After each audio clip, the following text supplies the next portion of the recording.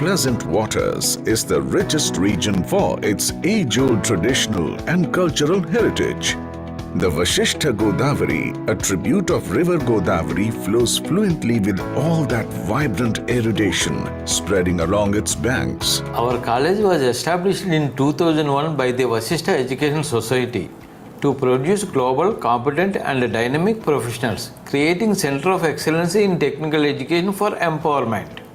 Apart from curriculum, we train in the latest technology like data science, VLSI, Python, full stack, Java full stack, SAP, process integration, ABAP, FICO and ERP. Swarnandhra College of Engineering and Technology in Narasapur of West Godavari, vicinal to Vasishtha tributary, carries the baton of such a rich heritage with its dedicated efforts and support in imparting up-to-date, latest, ultra-modern, futuristic mode and phase of engineering education and technology. We at Swarnandhra give importance to intersection between theory and practice, passion and present for good technical and practical knowledge.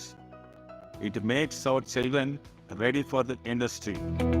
With its more than 2 decades of untiring and uncompromising quest, empowering the next generation of engineers, Swarnandhra College of Engineering and Technology had unleashed the potential of thousands of enthusiastic students with its engineering program. Yes, Swarnandhra College of Engineering and Technology is pushing the boundaries of technology. Are you ready to join it?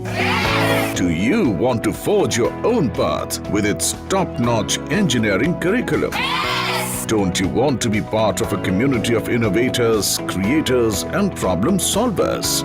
Swarnandhra is a place where thinking out of the box is contagious, and it is also a place where ideas inspire change.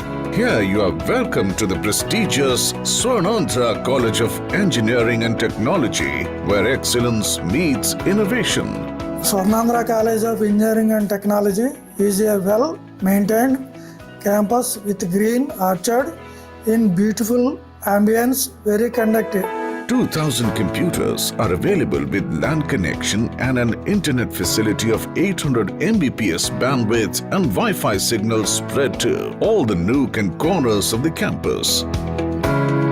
A separate computer center with digital library and a central library with 60,000 volumes and 9,500 titles are available for the students with hands-on experience in their respective fields.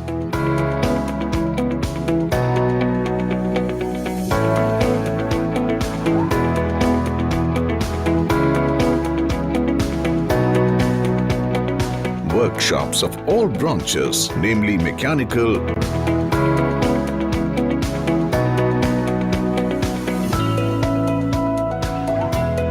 electronics,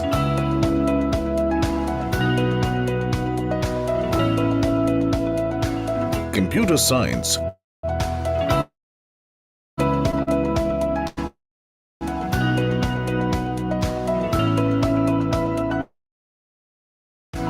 robotics,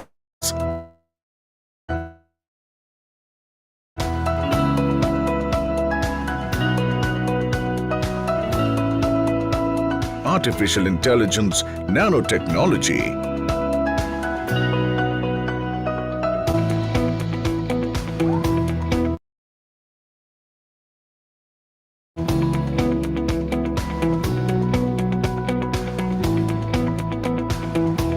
are equipped with latest machinery and tools that help the students to hone their practical skills. Swarnandhra constantly motivates its students towards Available in the campus of Swarnandhra College of Engineering and Technology. Hygienic mess and food courts. Round-the-clock security. CCTV surveillance in the campus. Departmental stores and ATM center serve the needs of students here.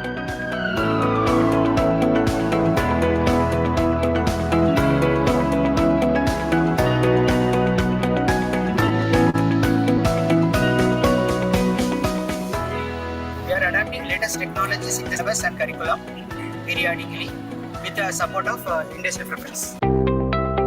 Your admission into Swarnandhra College of Engineering and Technology makes you transform tomorrow with the skills you learn today. Because you're stepping into their engineering program molds your creative absorption into technological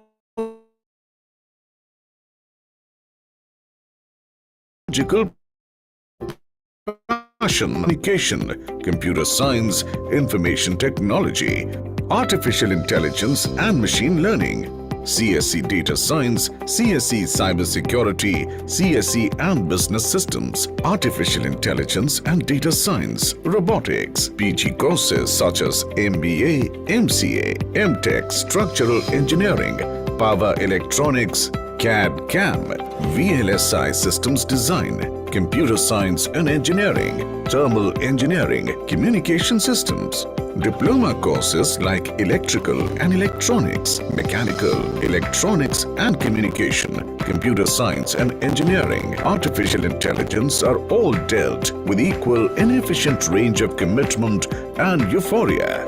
Swarnandhra College of Engineering and Technology not only just offers all these branches and courses, but also encourage its students to work on live projects and collaborate with their peers, giving them a taste of real-world scenarios. One other college I have to know.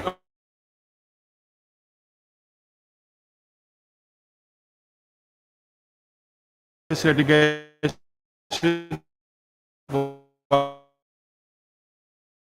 quality education and R&D expertise. The faculty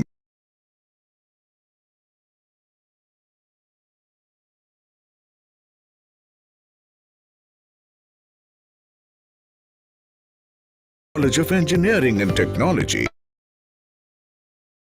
are not only knowledgeable but also passionate about teaching.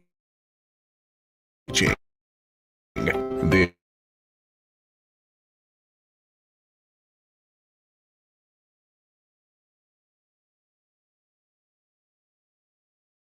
ensure that the students are the paths to discover Intel's Center of Excellence, VMware Center of Excellence Laboratory, Dassault Systems Lab, Cisco Net.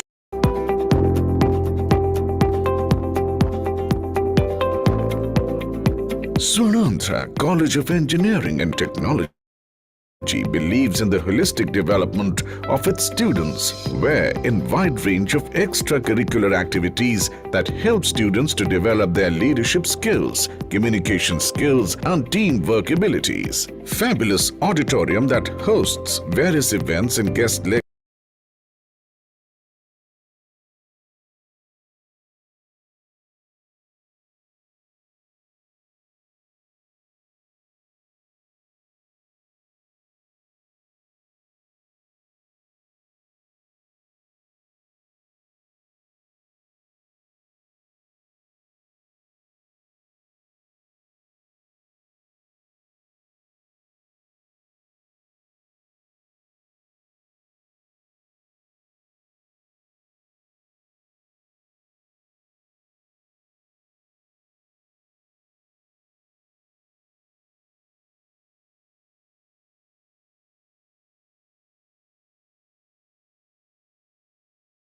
Cricket,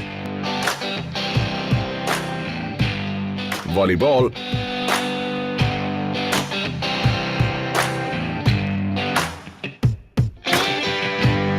basketball courts are top-notch,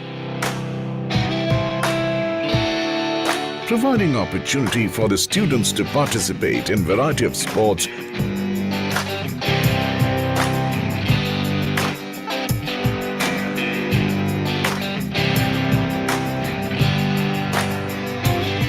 and fitness activities.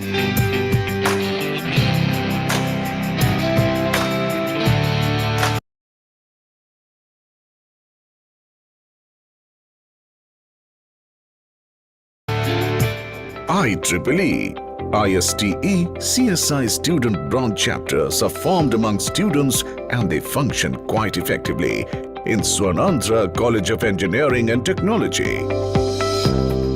The college has the permanent affiliation to JNTU Kakinada, is approved by AICTE, acquired an autonomous status from UGC, also accredited with grade A by NAC. Placement trainings are offered to the students of Swarnandhra College of Engineering and Technology. From first year onwards, and 100% placement assistance is a promise carried out accustomed. Training and placement department has been functioning in the campus since its inception. Placements are the art of our institute. Our placement record is great and consistent, with the average salary of 4 lakhs and the highest salary of 11 lakhs from the past few years. Opportunity to request you to enlist our institute with your list of colleges for the campus recruitment. Students are equipped with the most sought-after employability skills to make them industry-ready. Many trained students are placed in reputed MNCs like Cisco, TCS, Wipro, and CTS, etc. Apart from the academic classes, we focus on grooming our students by conducting various programs on all employability skills to cater the needs of present job market. We make the students trainable and get them industry ready. With knowledge, vision and conduct, Swarnandhra College of Engineering and Technology had reached heights and peaked in achievements. So naturally, it consists of strong alumni network that comprises of successful professionals who are excelling in their respective fields. Classes at Swarnandhra are fun and interactive. Our teachers encourage us to ask all the questions in the classes as well as they clarify our doubts. We enjoy the project-based learning, which in fact makes us much more interested towards the subjects.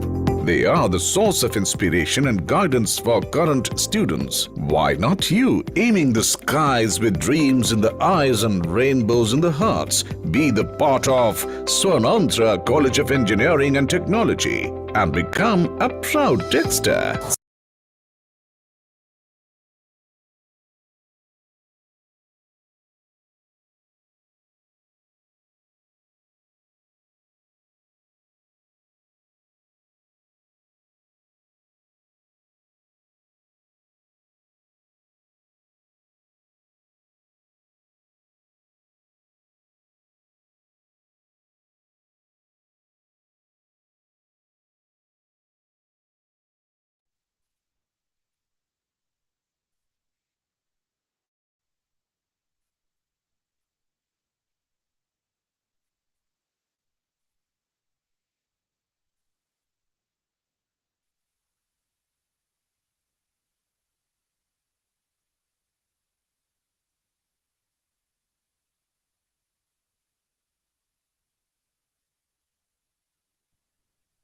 So good evening, everyone.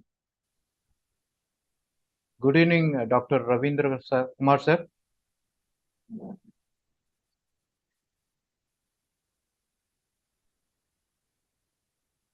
Yeah, good evening, sir. Am I audible, sir? Yes, sir, you are audible. Right, sir. Can I share the screen? Yes, sir, you can share your screen.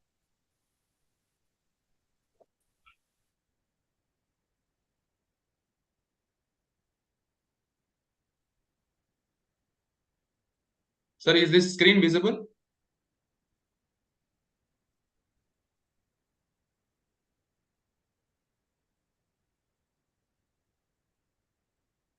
No, sir. Now, sir? Yes, sir, it's visible. Yes, sir, it's visible. Sir, we will wait for another 2 minutes and we will start, sir. Okay, sir. Thank you.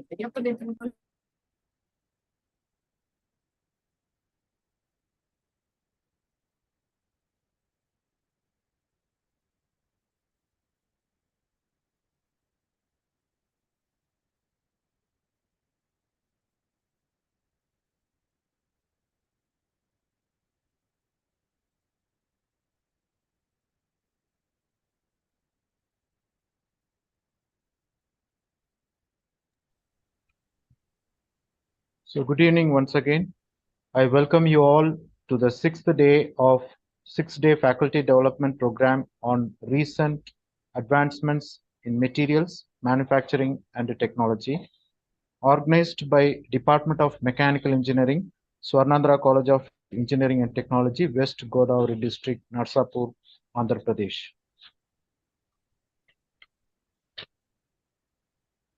So as today is the last day, at the end of the session, we will be sharing two links. First one is for today's feedback session, and the second one is overall feedback session, as well as the test will be conducted. Those who have 80% attendance plus having 70% above in the test will be eligible for getting the certificates. So if you have any issue in joining in the Zoom, so we have a YouTube live stream which is posted in the WhatsApp chat box. So now moving on to today's session, let me first introduce our today's resource speaker, Dr. P. Ravindra Kumar. Dr. P. Ravindra Kumar, Professor from Mechanical Engineering Department, Lakireddy, Reddy College of Engineering, Autonomous, Andhra Pradesh. Sir has completed his post-graduation in Design and Production Engineering, Power Plant Machinery, so during 2000, and completed his PhD from JNTUK, Jawaharlal Nehru Technological University, Kakinada, in the year 2017. And Sir having overall professional experience of 16 plus years, and with various professional activities participating and workshops, webinars, FDPs, and also coordinated several workshops, webinars, and has completed different certification courses like NPTEL, online as well as global. And also he is also member in various professional body memberships like ISRE, ISTE, IEI, IE Engineering, and also program committee reviewer for various journals like Journal of Mechanical Engineering Science, Part C, also reviewer for Conference Toolkit Management, also reviewed various papers, and also published scientific and research articles in various national and international journals. Sir has achievements and awards, having GATE qualified in the year 1998 and secured OB silver certification in NPTEL and qualified in wind energy examination conducted by Denmark Technological University through Coursera 72%. Also qualified in design thinking course certification conducted by Purdue University, USA, and best mentor certificate from NPTEL and the NPTEL Stars Discipline Star. So these are all the achievements and awards. With this short introduction, let me give away the session to our Dr. Ravindra Kumar sir for the session 1. Sir, please, we welcome you and the session is yours. Yeah. Am I audible, sir? Yes, sir, you are audible. Yeah. Thank you for your introductory part on this particular 1 week faculty development program on recent advancements in materials, manufacturing and technology. So good evening to all of you, my dear participants, respected HOD sir, respected coordinators for this particular FDP program. So thank you for giving me an opportunity to discuss whatever the basic idea, whatever the information which I have onto this particular type. So now I am going to discuss today the computational comparison and experimental performance analysis on heat pipes using concentric solar parabolic collector.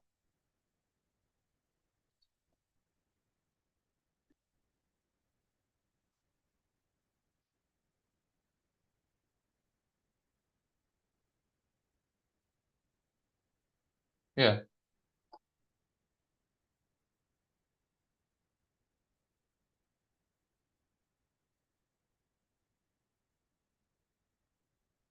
Yeah. So the objective of this today's FDP program is that to determine the performance of different heat pipes using concentrating solar parabolic trough collector. So the main objective is that applying the research methodology on concentrating solar parabolic trough collector to analyze the performance of various heat pipes of materials aluminum, galvanized iron, and stainless steel. But many of the researchers have done work on single heat pipe with flat plate collectors. Enormous amount of work is also done on to this particular stage.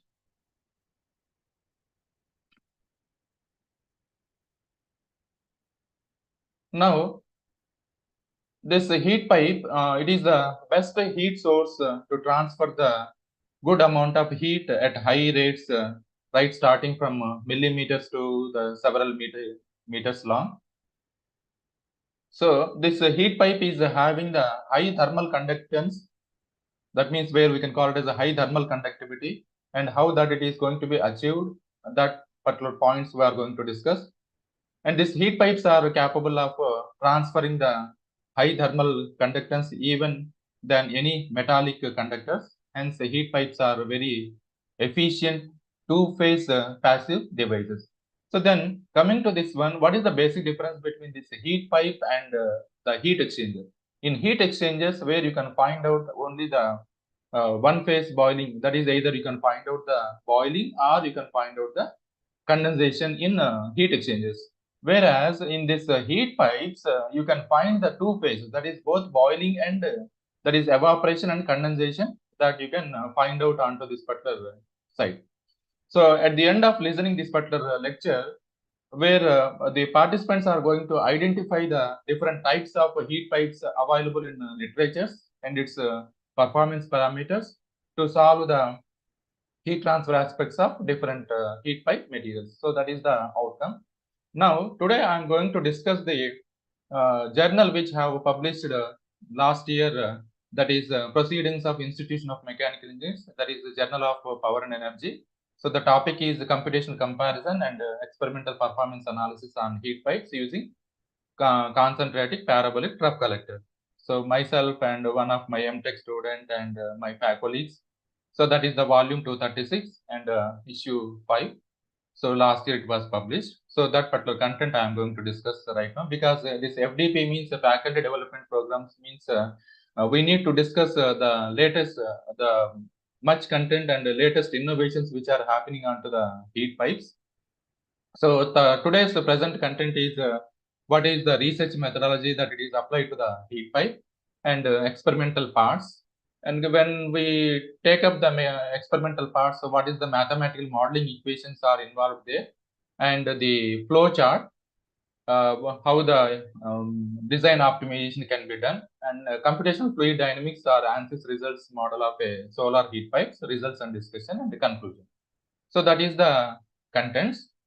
And the abstract point of view, if you observe that now today's day-to-day evaluation or in day-to-day's work, the importance of this solar heat pipes are increasing gradually. So in variety of the applications, variety of the applications means right starting from the solar, that is space applications to the biomedical application. The importance of this heat pipes are gradually increasing. Now, when we observe the renewable energy part, especially for the solar energy side, which is nothing but an excellent source, reaching the total amount of energy as 34 lakhs exajoules in each year all over the world. So this is between 7,000 and 8,000 times the annual global primary energy consumption. And now we need to capture that particular amount of energy as much as possible. So that is our main program. So thereby, now the concentrating parabolic trough collector is suggested in this paper, which can be used to analyze the performance of various materials heat pipes. Various heat pipes means today's the FDP is also on the materials fabrication is there. So that connected to that one, I have selected this particular topic. Using solar parabolic trough collector to analyze the performance of different heat pipes, rather than considering the supply of electric power input directly to the fluid. So using a parabolic trough collector that concentrates solar energy on evacuated tube heat pipe, which converts the radiation energy into electrical energy. So this experimental work mainly demonstrates the three materials, that is aluminum and galvanized iron and stainless steel. These materials are selected, and the comparative analysis is done onto these particular components. So in this heat pipe, there are certain two important factors that is to be considered. That is the porous wick structure. That porous wick structure, which is nothing but it is filled with ammonia solution. Working fluid is ammonia solution, which consists of which is placed in each heat pipe. So continuously recirculating the working fluid through the temperature variation. Now the readings are recorded at various time intervals and measuring the mass flow rates. So now at the same time parallelly focusing onto the vacuum maintenance inside the heat pipes, because maintaining the vacuum inside the heat pipes is also more important. So at various mass flow rates of heated water from the parabolic trough collector, experimentation was performed. So in this case, what we have done is that the result of study calculates the mass flow rate at the end of the process of different heat pipes, and that heat pipes were placed in different inclinations, right, starting from horizontal direction to 15 degrees, 30 degrees, 45 degrees, and 60 degrees. So the three heat pipes are placed in 4 inclinations. So the experimental analysis, the outlet temperatures of heat pipes are measured, and the temperature distribution contours are evaluated using the analysis of computational fluid dynamics. So that is all about the abstract of this particular work. And applications, this is what I told. So especially the day to day, the heat pipes, importance of heat pipes is gradually increasing, and this heat transfer related application, especially in heat pipe, there is a fluid flow as well as a heat transfer is taking place, and this is going to cause the irreversibility. And once the irreversibility is present, then automatically the entropy is going to be generated. But this heat pipe has to be selected in such a way that minimum entropy generation has to occur inside the heat pipe, because both fluid flow and heat transfer aspects are considered. When fluid flow and heat transfer aspects are considered, then we have to consider it as a irreversible case. So the heat pipes are used in different heat transfer related applications. So right, starting from wide range of temperatures, from high extraction capacity. So this is the laptop where the brown color, which is going to indicate the heat pipe. Mostly these heat pipes are used in electronic cooling, spacecraft applications, transportation, power plants, automotive industries, medical related, that is biomedical related applications, energy requirement, and the solar system and production. So out of these applications, we have selected this solar system and its power generation. And apart from that, heat pipes, now you can also observe that these heat pipes are successfully applied to the microelectronic coolings and biomedical applications, because in these heat pipes, the moving components are very, very less. And because of this one, the friction involvements are going to reduce, and at the same time, the heat pipe is going to become very attractive in a small space, reliable, and also the most cost effective. So many of the researchers are focusing on to this particular heat pipe technology. Consequently, many companies in the space sector are also working on this particular side. So this is also one of the heat pipe, that is how the heat rejection is there and how the heat input is occurring to this particular site. So before going to that heat pipe, some of the important points that we should have to know onto this particular site, that is one is the heat transport device, because heat pipe is nothing but it is a pipe having high effective thermal conductivity, and we will consider it as a heat transport device with an extremely high effective thermal conductivity. But suitably it works at low temperature heat source. This is what more important, because you should not use these heat pipes at very high heat source applications. So that is what you should have to remember onto this side. However, use of this device at very high temperature heat sources is not recommended, as it would lead to dry out problems in the core of the heat pipe. And the another point that is because in heat pipe operations, the capillary force is very much important to create the which is going to be created in the annular space of the heat pipe for the continuous flow of the liquid from the condenser section to the evaporator section. The another point is that the pressure difference. So the pressure difference due to the hydrostatic head assists pumping the effect in moving the liquid from condenser to the evaporator section. Normally at the BTech level or at the MTech level, we will focus only on to the heat pipe, working of the heat pipe and its main construction points, and that we are going to know that particular basics. So up to that one. But when it is connected to the faculty development program, whatever the innovations or whatever the physics of the heat pipe, that we should have to know. And apart from that one, the capillary pumping head of a heat pipe, which is it is a functioning of the fluid properties and wick properties. So the fluid properties going to play a critical role, and the wick properties also going to play a critical role in the performance of the heat pipe. Normally, this heat transfer through a heat pipe is virtually, we may consider it as isothermal. That means the temperature remains constant throughout the adiabatic section, because the vapor pressure drop is usually of the order of 1% or less. So this is what about the important points to be considered, or I can say it as a physics or mechanics of the heat pipe, which is connected to this one.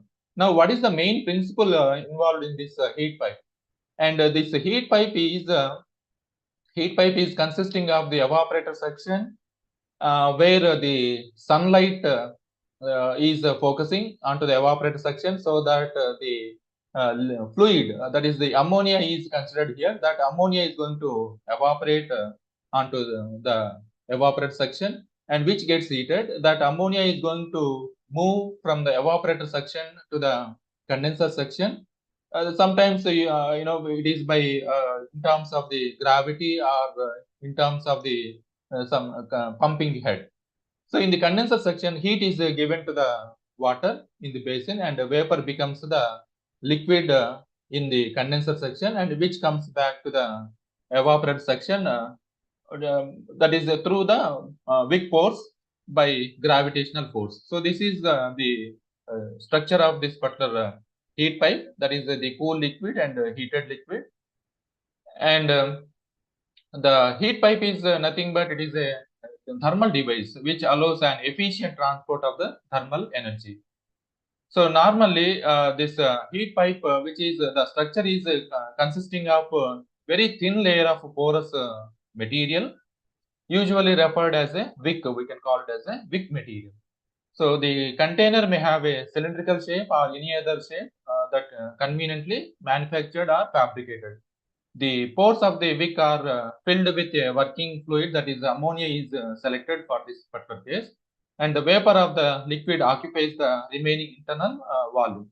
So therefore, since the liquid and vapor coexist in thermal equilibrium in heat pipe, the pressure inside the container is equal to the vapor pressure that it is corresponding to the saturation condition.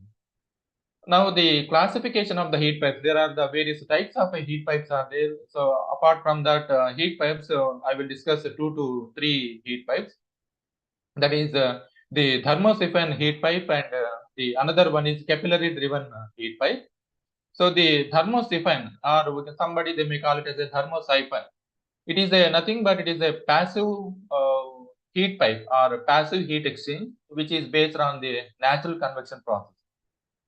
So the fluid is going to be circulated without the necessity of any mechanical pump.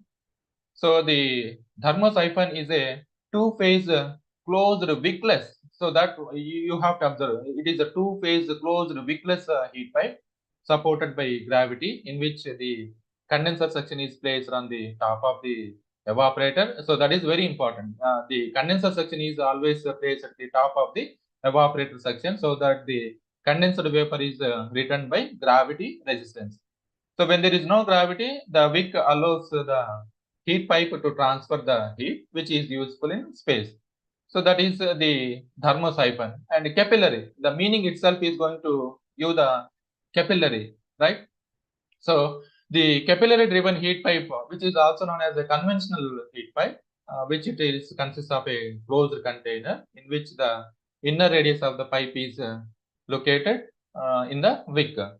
To return the condensate from the condenser section to the evaporator, the heat pipe is going to provide the capillary action, and that is the reason to place the wick in the heat pipe. So that is the capillary, and there is the vapor chamber. This is also one of the advanced technology in this heat pipe side.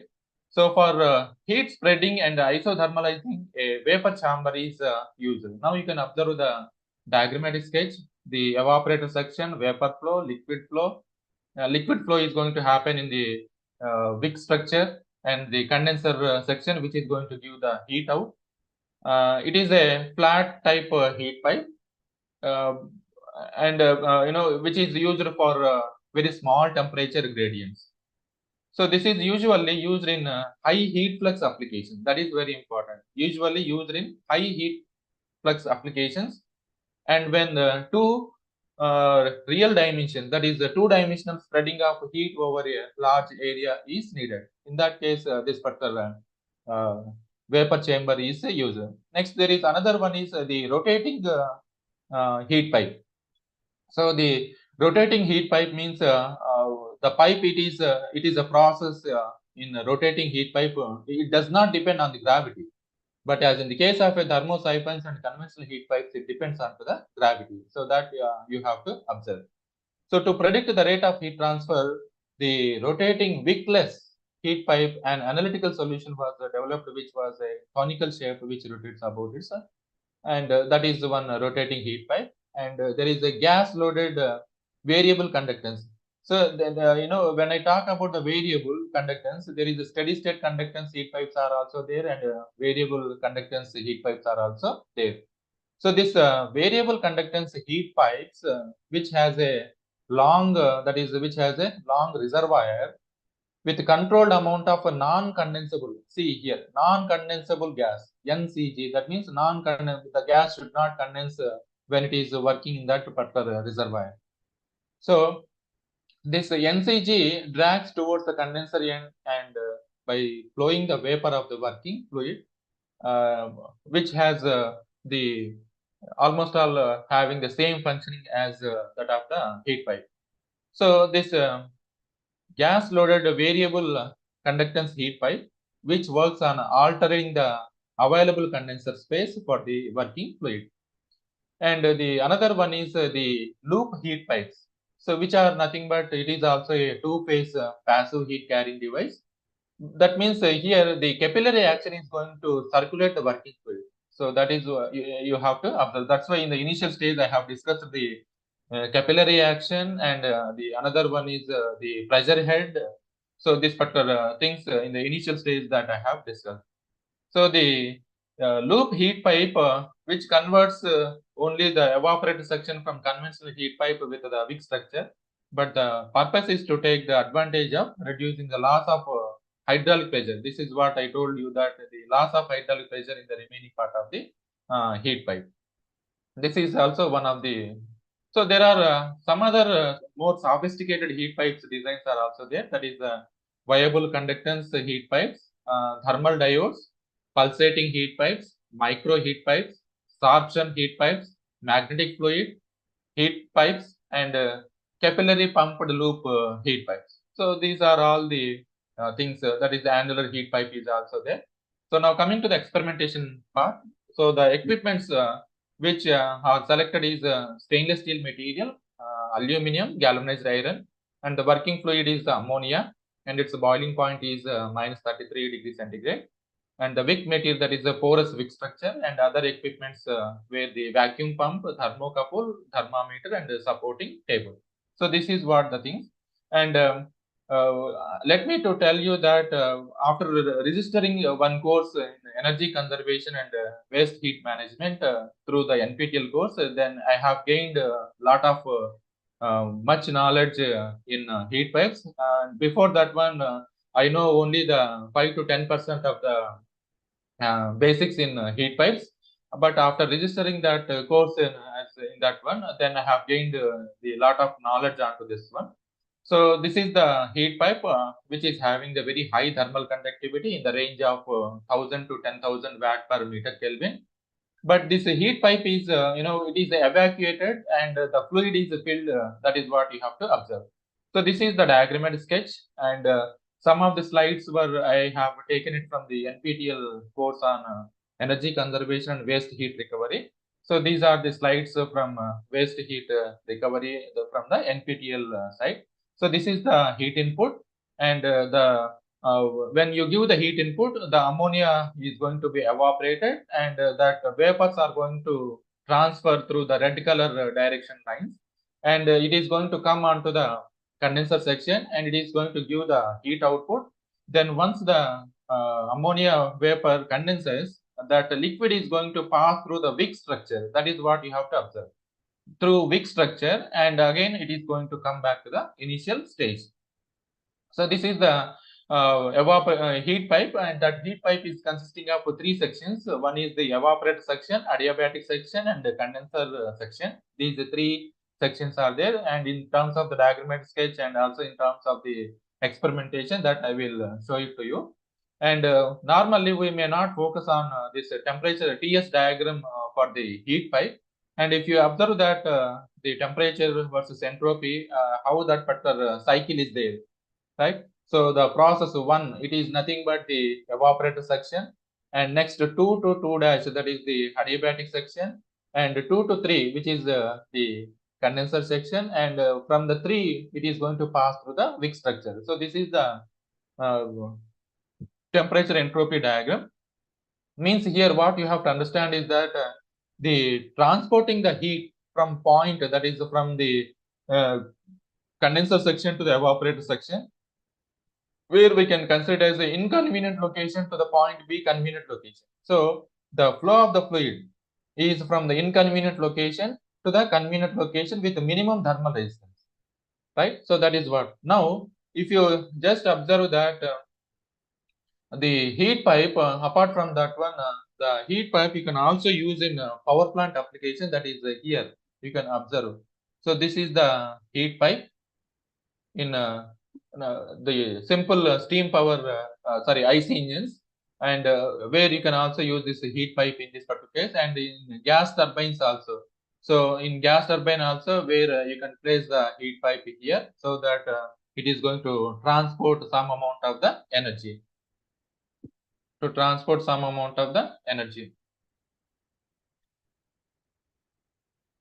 Next one is the wick structure point. Next one is the wick structure point.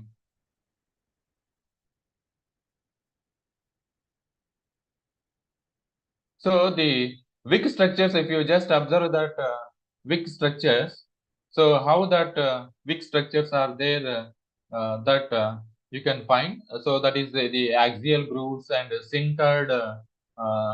That is this is the wick material, and this is the screen and groove. So this is how the heat pipes are made. That is inside. Now coming to the first, before going to fabricate, we have to draw the diagrammatic sketch how that it should be there. So this is the solar heat pipe line diagram of experimental setup. So it is consisting of the condenser section and its specification, that is the length of the condenser section is 45 and the diameter is 13, whereas the evaporator section, it is the hot water outlet, that is the heating section, and the diameter is 10 centimeters, and it is these three, that is aluminum, galvanized iron, and stainless steel pipes are connected, and the working fluid is ammonia through the which is going to circulate inside this particular heat pipe.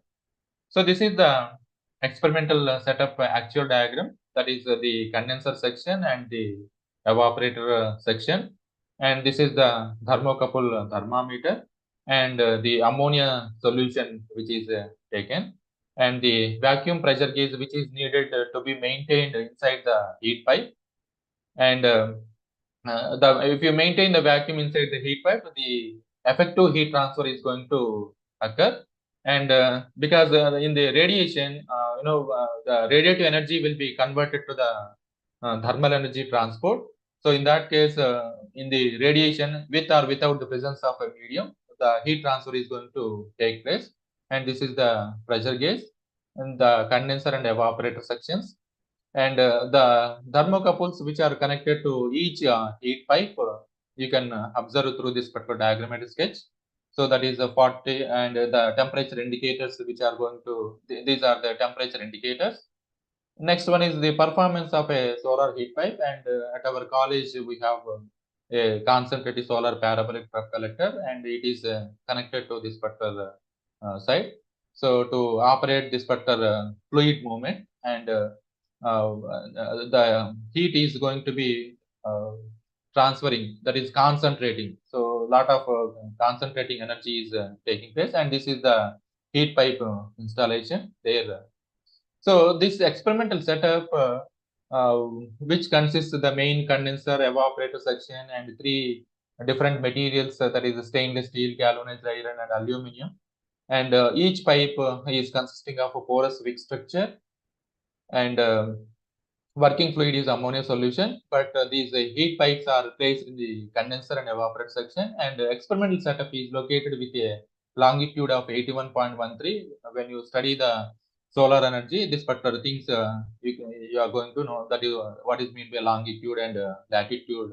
So to carry out the experimental research. So on various heat pipe materials working at various inclination between the condenser and evaporator parts, the authors noticed the break in the experimental performance study.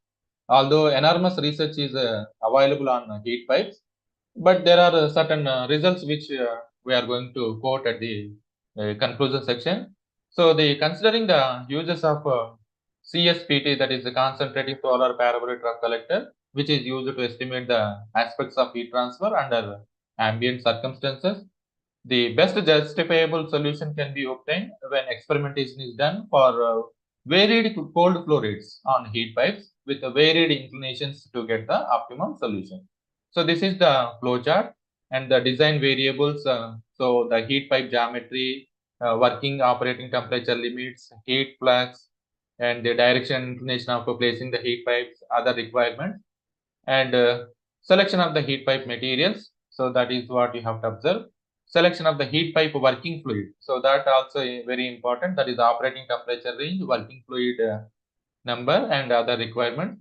Selection of the wick material. So these 3: selection of the heat pipe material, selection of the heat pipe working fluid, selection of the wick section, and calculation of the operating limits of the heat pipes, because these 4 are very important limits which are going to be occurring onto the heat pipe heat transfer calculation, where I can call it as a limitations to the heat pipe, that is the boiling limit, entrainment limit, sonic limit, viscous limit, right?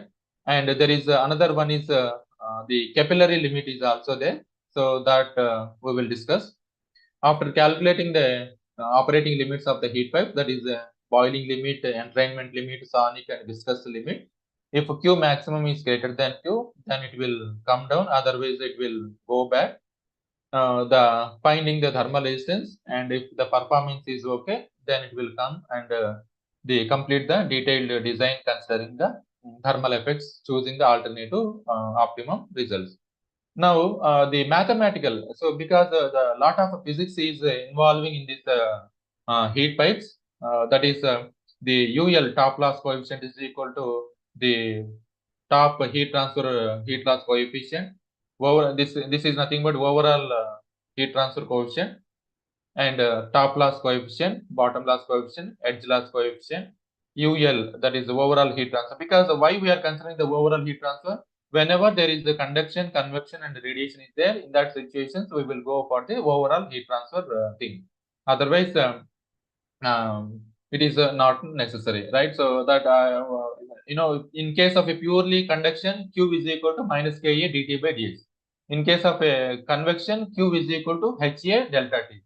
In case of a radiation, sigma A T to the power of 4. But whenever there is because the heat pipe is nothing but it is a two-phase fluid, and it is consisting of the conductance or the conductance, convection, and another one is radiation. So in that case, then you have to consider the overall heat transfer coefficient.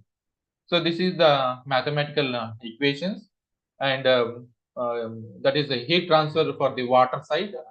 That is, this is the formula you have to use. The equation in outdoor situation for airflow for a single tube, and this is the empirical correlations to be used. And while solving this one, a high value of heat removal factor is necessary for a very efficient system. That means this is nothing but the heat removal factor calculation for this side. And the convective heat transfer coefficient when water is used as a working fluid. Next one is the thermal efficiency of the concentrating collector.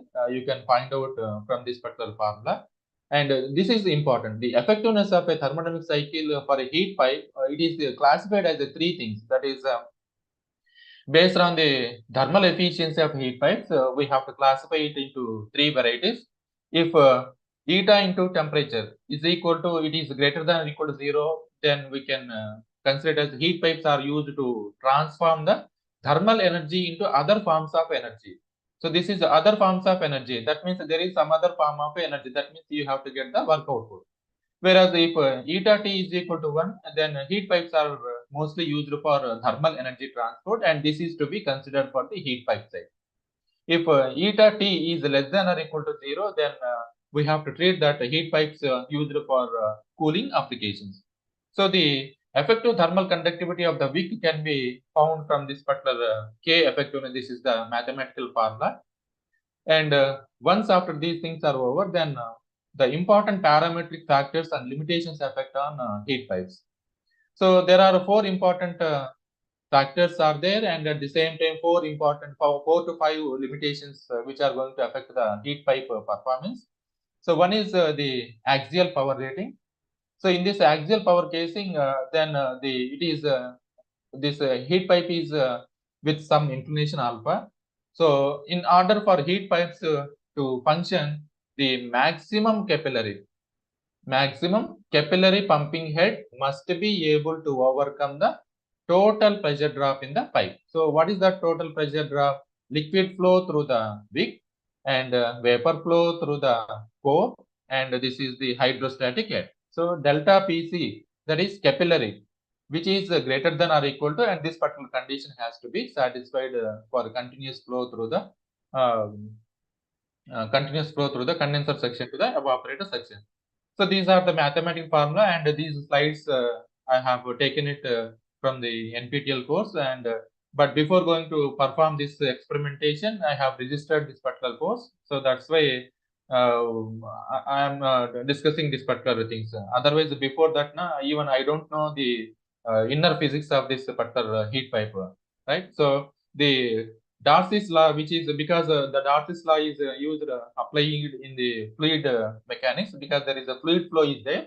So for a fluid flow, the Darcy's law is there. So the liquid pressure drop through the homogeneous wick, this is the formula to be used, liquid pressure drop. And the vapor pressure drop, this is the formula you have to use for, that is friction factor is equal to 64 by RB, whether it is a laminar flow or a turbulent flow. Generally, it is the laminar flow which is going to be there. Next, delta PG, that is the pressure difference due to the hydrostatic head, and this is the formula. When alpha is equal to 0, we have to treat that one as a horizontal heat pipe. If alpha is equal to -1, it is a perfectly vertical heat pipe.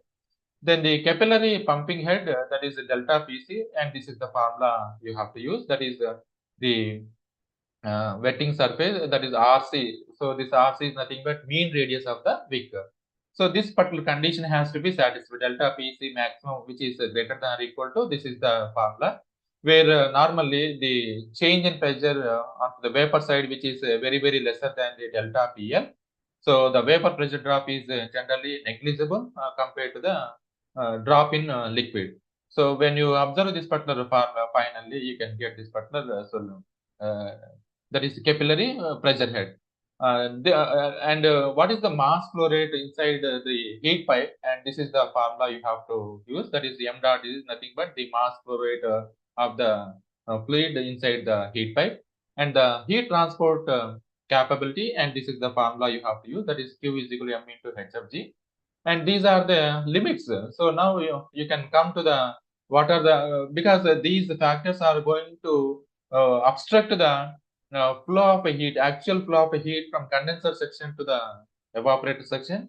So this vapor pressure, or you can call it as a viscous limit. So at the low temperature range of the operation of the working fluid, especially at the startup of the heat pipe, minimum pressure at the condenser end of the pipe can be very small. So that is in that side, this QV is the formula to be used. That is effective length of a pipe is equal to evaporative length and adiabatic length and condenser length. And the sonic limit, because this is also going to hinder, or it is also going to obstruct the flow effective heat transfer. So at a temperature above the vapor pressure limit, so this is the vapor pressure limit or viscous limit. If at any condition, when the temperature above the vapor pressure limit is occurring inside the heat pipe, the velocity vapor or the velocity of the vapor can be comparable with the sonic velocity, and the vapor flow is going to become the choke. So the recommended maximum rate of heat transfer to avoid the choked flow condition is, this is the formula to be used. Next, entrainment limit. The entrainment limit means whenever the vapor velocity increases with the temperature and maybe sufficiently high to produce the shear force, then the liquid return from the condenser section to the evaporator, which is going to break. So that means which causes the entrainment of the liquid by vapor. So the vapor is going to protest, or vapor is going to stop the flow of the liquid from condenser section to the evaporator. And this is going to cause the dry out. Sometimes the dry out, because this restraining force of the liquid surface tension is a major parameter in determining the entrainment limit. And this entrainment limit, this will cause the starvation of the fluid flow. Means the fluid is going to be stopped and dry out problems are going to occur in this entrainment limit. Circulation limit. So the circulation limit, the capillary force is the main contributing factor established within the wick structure, and this is the formula to be used. So finally, the circulation will be maintained when this particular formula is to be used. Then considering the thermophysical properties of a water, so these are the input parameters are considered for the water flow rate. And apart from that one, the boiling limit is also going to play important role in a heat pipe, because this heat pipe is not recommended to use it at very high temperature heat source. So this is what I told in the initial stage itself. So you should not use this heat pipe at very high temperature source because of its limitation called the boiling limit, right? So because of the kind of heat it is going to handle is very poor in quality. So that's why you should not use this for high temperature application. And during the higher heat fluxes, whenever there is a nucleate boiling, a wick structure might occur, and this which could enable the vapor to the wick, therefore blocking the return of the liquids and causes the evaporator to drip. So this particular problem is going to end here. We may have to apply the Clausius-Clapeyron equation, which has studied in thermodynamics. Now you can you could know the importance of a Clausius-Clapeyron equation in this heat pipe applications also. So this is the boiling limit. You can also call it as a heat flow limit. And there is a small problem is there.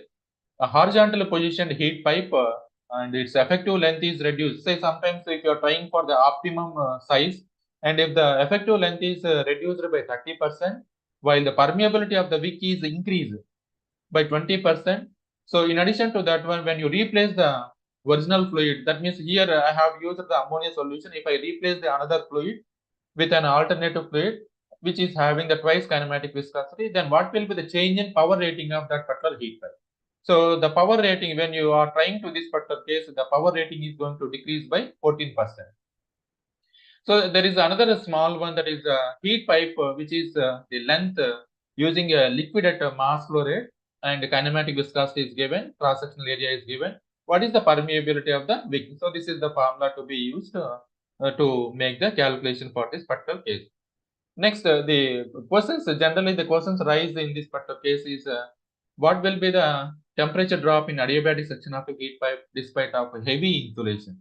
Despite of heavy insulation, then how will that be affected if the core diameter is very thin heat pipe is reduced? So yes, During the flow of a vapor from evaporator to the condenser, temperature at any point along the flow length must be corresponding to saturation temperature. So this is it is directly proportional to 1 by d to the power of 4. So thus there is a small temperature drop following Clausius-Clapeyron equation, which will rise with a decrease in diameter. Can water heat pipes work below 100 degrees centigrade at atmospheric pressure? Yes, it is going to work. A heat pipe works in gravity independent manner if then what is the condition it has to be satisfied. So this condition, it has to satisfy this particular condition. Then the experimental setup and its performance. So this is how the experimental setup, which makes 15 degrees, 30 degrees, 45 degrees and 60 degrees. So at 0 degree inclination and at 15 degrees inclination, varying the mass flow rates of a fluid and how that its performance is going to be affected. So that is the experimental setup things. ANSYS and CFD simulation. So this is the condenser section and evaporator section, which is modeled in ANSYS, and these are the meshing results. These are the in this case the laminar flow model, because in heat pipe the laminar flow model with K epsilon is considered for a given geometry. So in this heat pipe, filling with the working fluid used as ammonia is selected.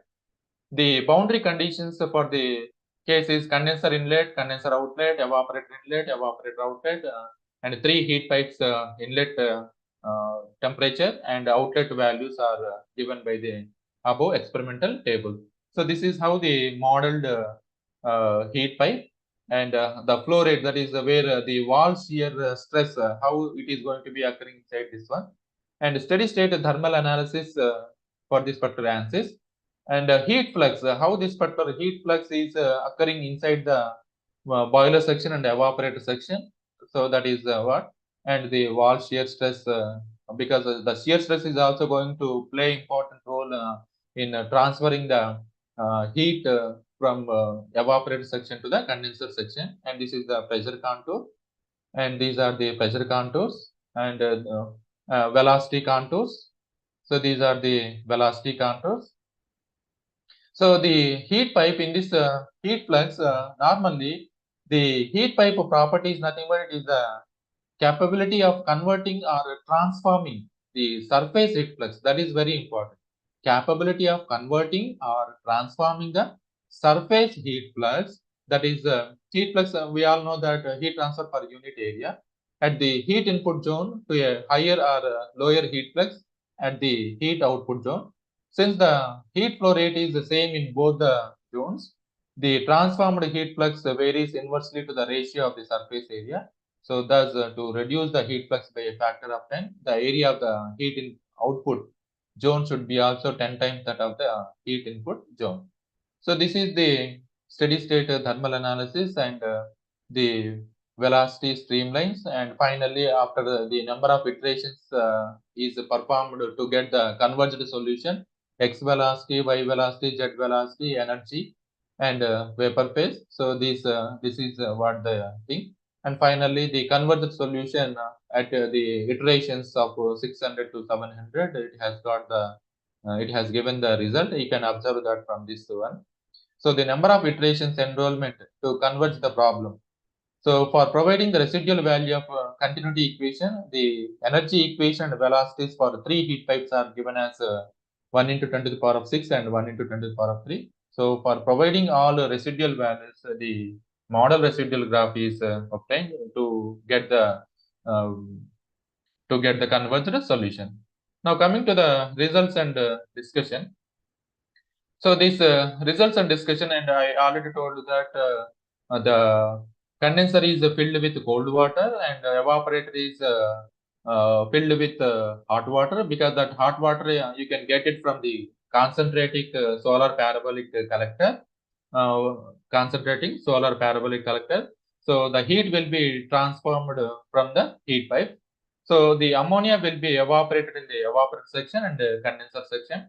Finally, the cooling water is measured with a measuring flask. So then continuously vary the mass flow rate of the cold water, that is from 1000 ml to 3000 ml in the incremental steps of 500 into the condenser. And the readings are noticed by the attached thermocouple on 3 heat pipes. So that the recorded values are observed, and based on that one, some graphical values are presented here. So this is the aluminum heat pipe only for aluminum. And here what we have done, that is the solar heat pipe with inclinations, 0-degree inclination, 15-degree inclination, 30 up to 60 degrees, varying the flow rates. So that is 1000, 1500, 2000, 2500 and 3000. So the amount of heat transfer which occurred in aluminum heat pipe, where you can observe this particular statistical analysis. So mostly this aluminum heat pipe, that is at 30 degrees and at 45 degrees, where you can find the better heat transfer rates. Whereas for galvanized iron heat pipe, so here also the same procedure, that is with various inclination, horizontal to 15-degree inclination, 30 degrees up to 60 degrees. So the heat transfer here, because why this particular variation is there means, in the earlier stage that I already told you that the sonic limit, entrainment limit, and capillary limit, viscous limit, boiling limit, and these particular factors are going to influence this particular case. So that is why the graphs here, the statistical data which you are getting like this one, that is figure 17, heat transfer variation in galvanized iron pipes with different inclination. But here what you can observe is that at 0 degrees and at 15 degrees inclinations, low amount of heat transfer is observed at various mass flow conditions, but due to poor circulation limit, the heat transfer is decreased after 30-degree inclination of the pipe. So more heat transfer is obtained at a flow rate of 2500 Ks. So that is what we have to. So like that one, the stainless steel heat pipe is there. Stainless steel heat pipe. So 1000, 1500, 2000, and solar heat transfer variation stainless steel pipe. And this is what you can observe the stainless steel heat pipe. When you vary the flow rates, the amount of heat transfer which occurs onto the heat pipe surface. And now, when you make the solar heat pipes inclination at 0 degrees for the cold water, that is when you vary this cold water, that is 1000, 1500, but the amount of heat transfer, especially the solar heat pipes at 0 degree conditions, when you observe these particular cases, how this is going to be occurring at 0 degrees. So parallelly, when you observe the same, that is, this is for the aluminum, galvanized iron, and stainless steel. So solar heat pipes inclination at 15 degrees, then how that particular variation is occurring. The solar heat pipe inclination at 30 degrees, and solar heat pipe inclination at 45 degrees, solar heat pipes inclination at 45 degrees and 60 degrees. Now the scope of the future work, that is, these are the various fluids you can use in heat pipes. Helium, nitrogen gas, ammonia, freon, pentane, freon, methanol, ethanol, heptane, water, thermex, sulfur, right? So this is the different fluids, and to our problem where we have considered the ammonia as the working fluid, and you can work it out for the various fluids. Generally, the heat transfer and fluid flow in heat pipe system result in thermodynamic irreversibility, which is going to generate entropy.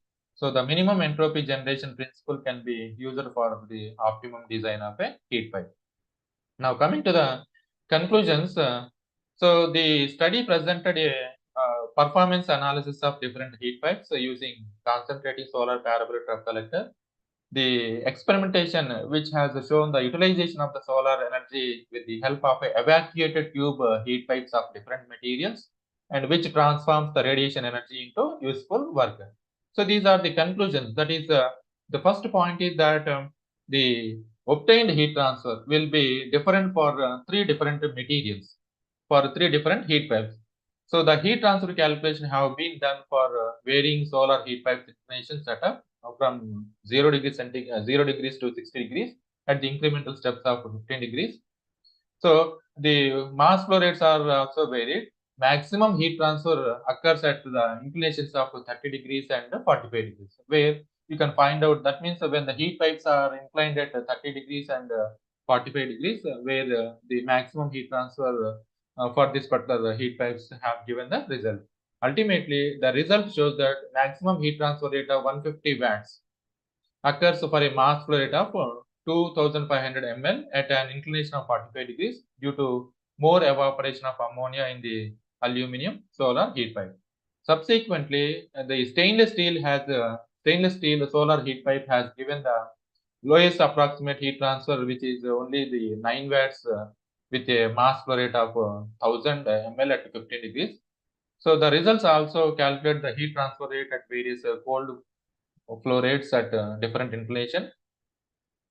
So finally, the last heat transfer rate of 9 watts approximately has achieved at the inclination of 15 degrees with the cold water flow rate of 1000 ml in stainless steel heat pipe, and the maximum heat transfer rate is 140 watts to 150 obtained in the aluminum heat pipe at 45 degree angle with 2500 ml of cold water flow rate.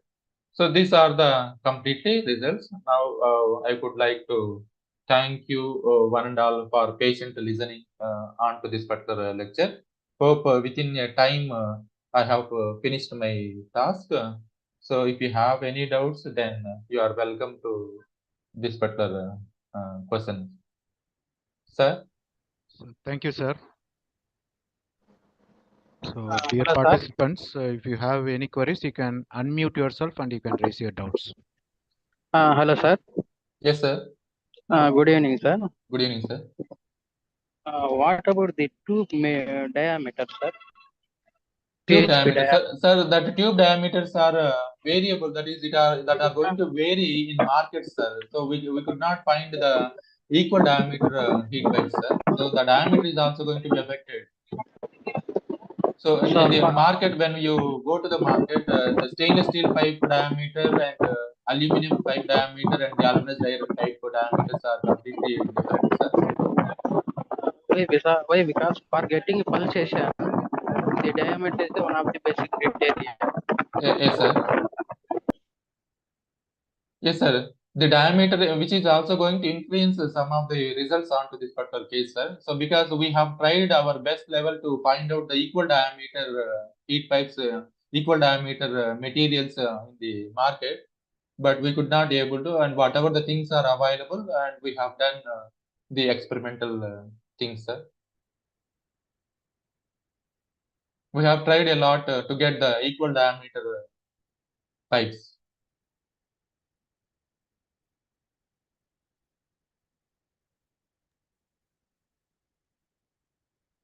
Any other questions?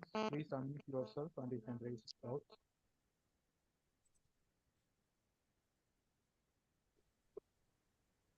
If you have queries, you can post it in the chat box also, so that we can ask.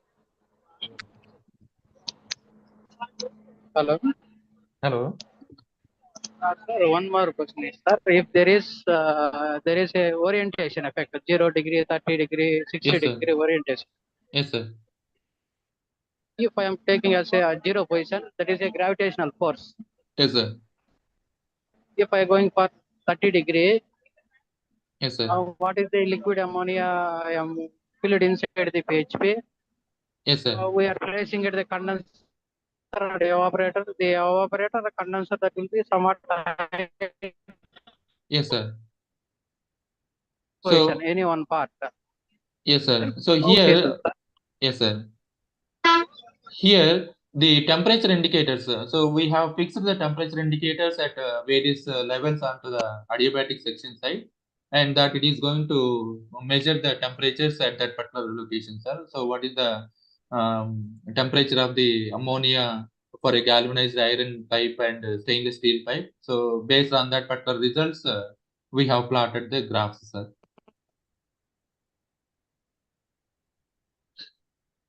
Am I clear to all of you, sir?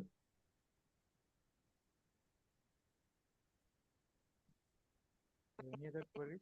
Because all the three heat pipes are completely evacuated, sir. So that is the first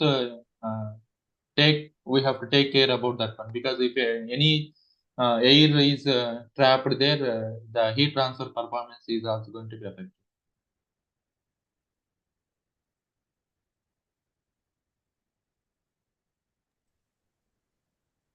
So if no questions, Sir, we will share your mail ID to our participants. Sir, your voice is very dull, sir. So we will share your mail ID to our participants, sir. If there are any queries, they will directly contact through your mail ID so that you can respond through mail also. Okay, okay, sir. So Thank you sir. for giving me an opportunity to the HOD sir and also to the organizers of this particular FDP. So once again, thank you to especially the special thanks to be given to the Lalit Narayan sir and Gopi sir, HOD, and special and the organizers of this particular FDP. So this was my fifth FDP program. Thank you, sir. Thank you, one and all. Thank you, sir. Sir, your presentation were informative as well as thought-provoking. And I would like to express my heartfelt appreciation for your remarkable presentation at this FDP. And your insights on this today's topic were truly enlightening, and it was quite interesting also and meaningful. So on behalf of Department of Mechanical Engineering, Swarnandhra College of Engineering and Technology, West Godavari, Andhra Pradesh, I take this time to thank for spending your valuable time with us as a stage. So thank you once again, sir. Thank you for your presence. Thank you. So dear participants, we have the second session by Dr. Jogi Krishna, Professor, Rice Krishna Sai Prakasam Group of Institutions, Pradesh, and we will start the session in another 2 minutes.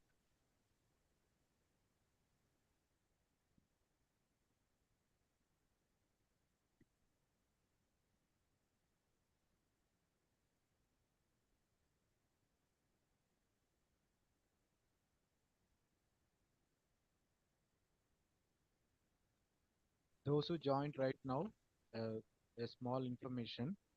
So at the end of the session 2, we will be posting the day 6 attendance feedback link as well as overall feedback and certificate link. So you have to submit 2 links. Those who have 80% plus 70% above in the test will be eligible for getting the certificates. If you have further queries, you can WhatsApp me in my personal number. Thank you.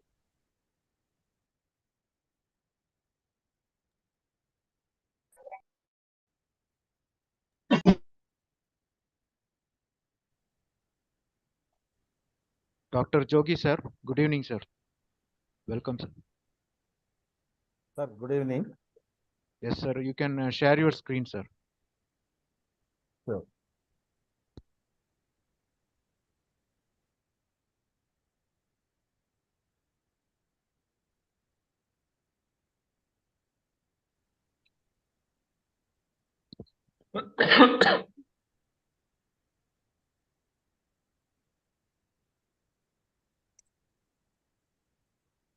Sir, is it visible? Yes, sir, visible, but please make it full.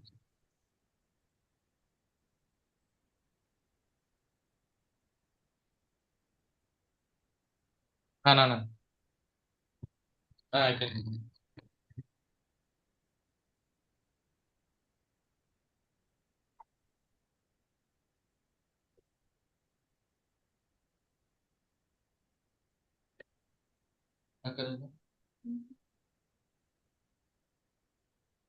Sir, make it full screen, sir.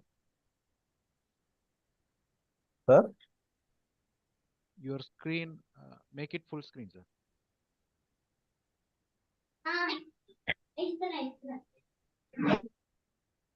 Sir, it is full.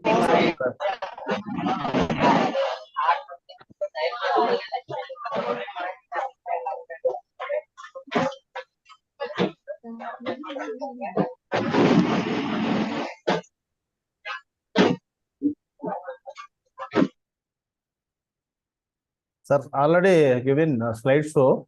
Please, I think it appears full screen.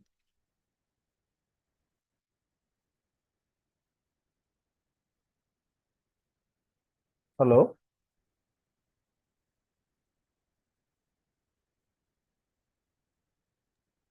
Sir, shall we start, sir? Sure, sir. Sure. Yeah.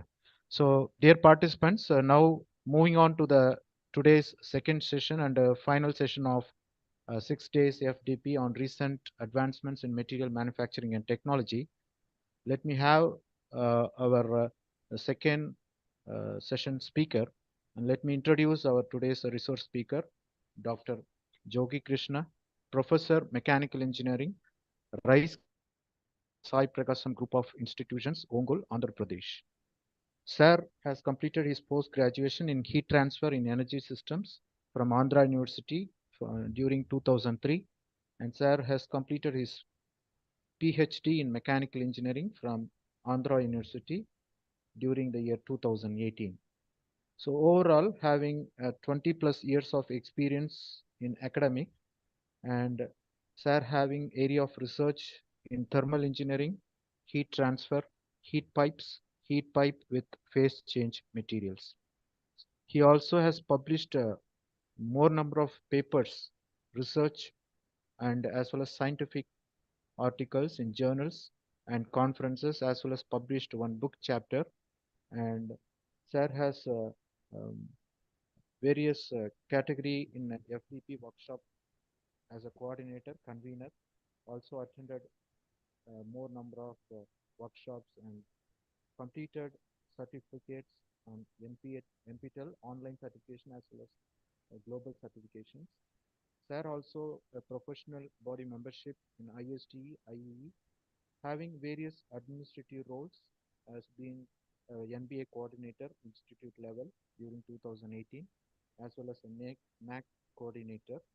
So with this few introduction, let me give away the session to today's speaker. Sir, we welcome you, and the session is yours. Okay, sir. Thank you, sir, for introducing me in this occasion. And also, good evening to all the participants. Today's topic is heat pipe with the nano phase change material for electronic cooling applications. Actually, in this 1 week FDP program is on conducting on recent advancements in materials, manufacturing and technology. Sir, my voice is audible? Yes, sir, it is audible, sir. Okay, okay. Actually, today I'm going to cover these topics. Actually, this is electronic cooling applications. Second one is heat pipe working and applications, different applications of heat pipes and different types of heat pipes, particularly fabrication of heat pipe. What are the different steps and procedures we are following while fabricating the heat pipe? And after that, preparation of nano enhanced phase change material. Generally, phase change material having very low thermal conductivity and very low properties, energy transferring properties. We have to enhance them by introducing some nano materials. And how to prepare the nano PCM also, I want to explain in this occasion. Next is experimental setup. Finally, by using the combination of heat pipe and nano enhanced phase change material, particularly for electronic cooling. Some followed by results and discussions, finally conclusion. Coming to my topic is particularly on heat pipe with the phase change material for electronic cooling applications. Nowadays, electronic equipment utilization in every aspects, in every field has been rising and increasing throughout the world. For example, you might have known about these electronic gadgets. This is the laptop, desktop computer, laptop. This is the third one is data load centers. And this is the projectors. I have given some of the examples. Many more electronic equipments are available. In every electronic device, whenever it is continuously utilizing, there may be a generation of internal heat inside. That internal heat generation should be removed in time to time. Otherwise, due to this continuous generation of internal heat generation inside the electronic devices, sometimes there may be a chance of that is a spoiling and containment of the devices will takes place. That is why we need to remove the internal generated heat every instant of time. For that purpose, in these days, this is the streamline I want to show you for removing the heat from the electronic devices. See for here, this is the simple classification. Latent heat thermal energy storage enhancement follows three ways. Here, heat transfer enhancement by using here top one is by fins, heat pipes through using multiple PCMs and PCM. PCM means phase change materials, phase change material encapsulation. The second category is thermal conductivity enhancement is taking place by using some porous materials, low density materials, nanomaterials, etc. Like this. Here, in this case, I have chosen heat transfer through the combination of heat pipe and phase change material encapsulation. Okay, by using these two methods, combination of these two, I am applying the to electronic equipment to removing the heat, excess heat. Generally, at the time of the initial stages, these are the heat sinks generally using inside the laptop. This is the desktop heat sink.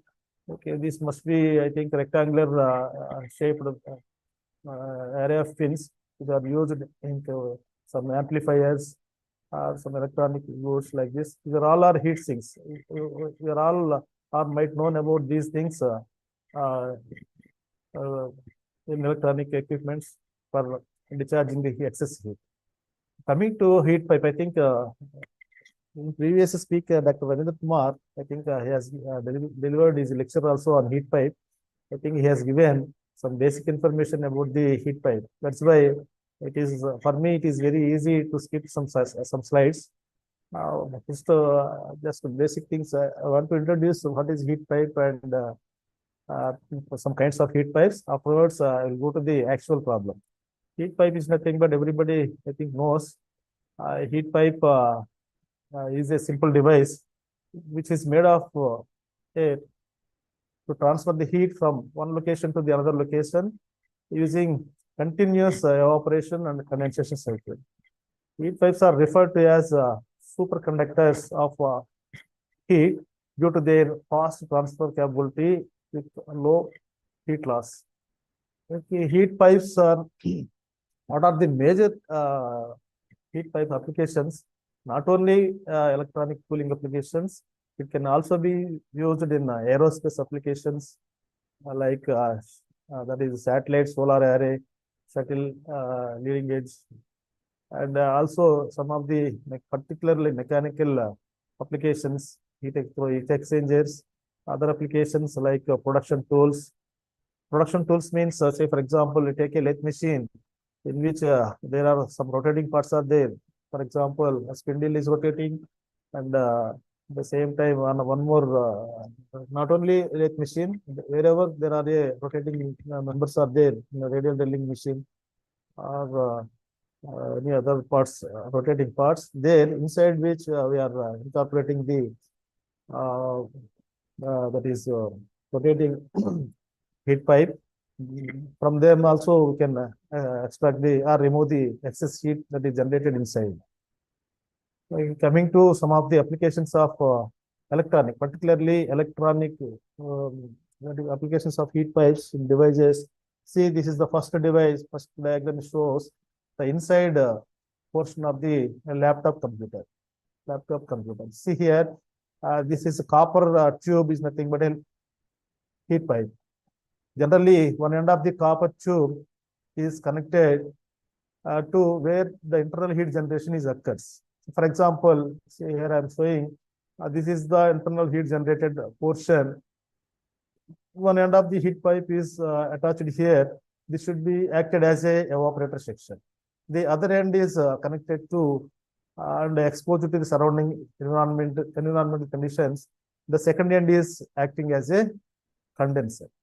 between this evaporator and the condenser, some portion is there, available portion. This is known as adiabatic section. We will discuss the very clean manner in the coming slides. Coming to second application is this is the processor which is used in generally in case of data load centers. Here it is also, this is the evaporator. Sir, excuse me, sir. Pardon? Sir, your slides are not moving. Now, sir? Yes, sir. Okay. Right, sir. Thank you. Okay. Now it's moving. Okay. This is the, these are the some of the heat pipe applications, sir, live applications. This is also one of the application which is used in space shuttle. These are all our solar arrays. The solar array, I think previously. Hello, sir. Sir, excuse me. Again, the slides not moving. Sir, slide. I think I am explaining the same slide, sir. Not. I am not moving. No, sir. Now it is in the introduction slide. Topic slide. It is there.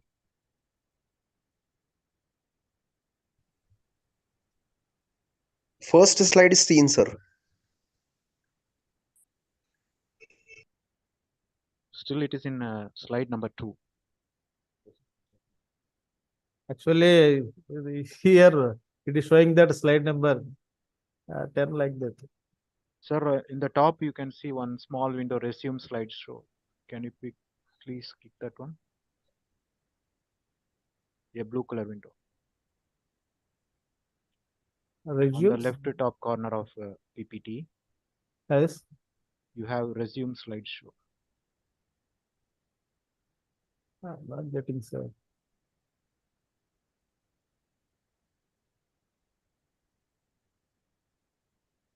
Or at the bottom right side, you have 75%, sir. Left to that one, you can click that one. Bottom right side. Bottom right side. Next to that sound. Yeah, now it is moving, sir. Now it is moving, huh? Yeah. Sir, it is coming now. Now, yes, sir. Yes, sir. Okay. These are the some of the. Sir, it needs to be made full screen also. If sir, I made bottom right, next to that 79%, you have one button. Next to left side. Left side, huh? Yeah, that one. Click that one. Sir.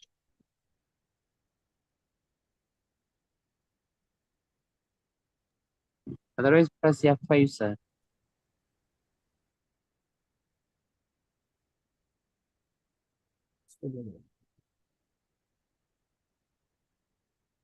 You can click F5 or you can press that one. Okay, sir.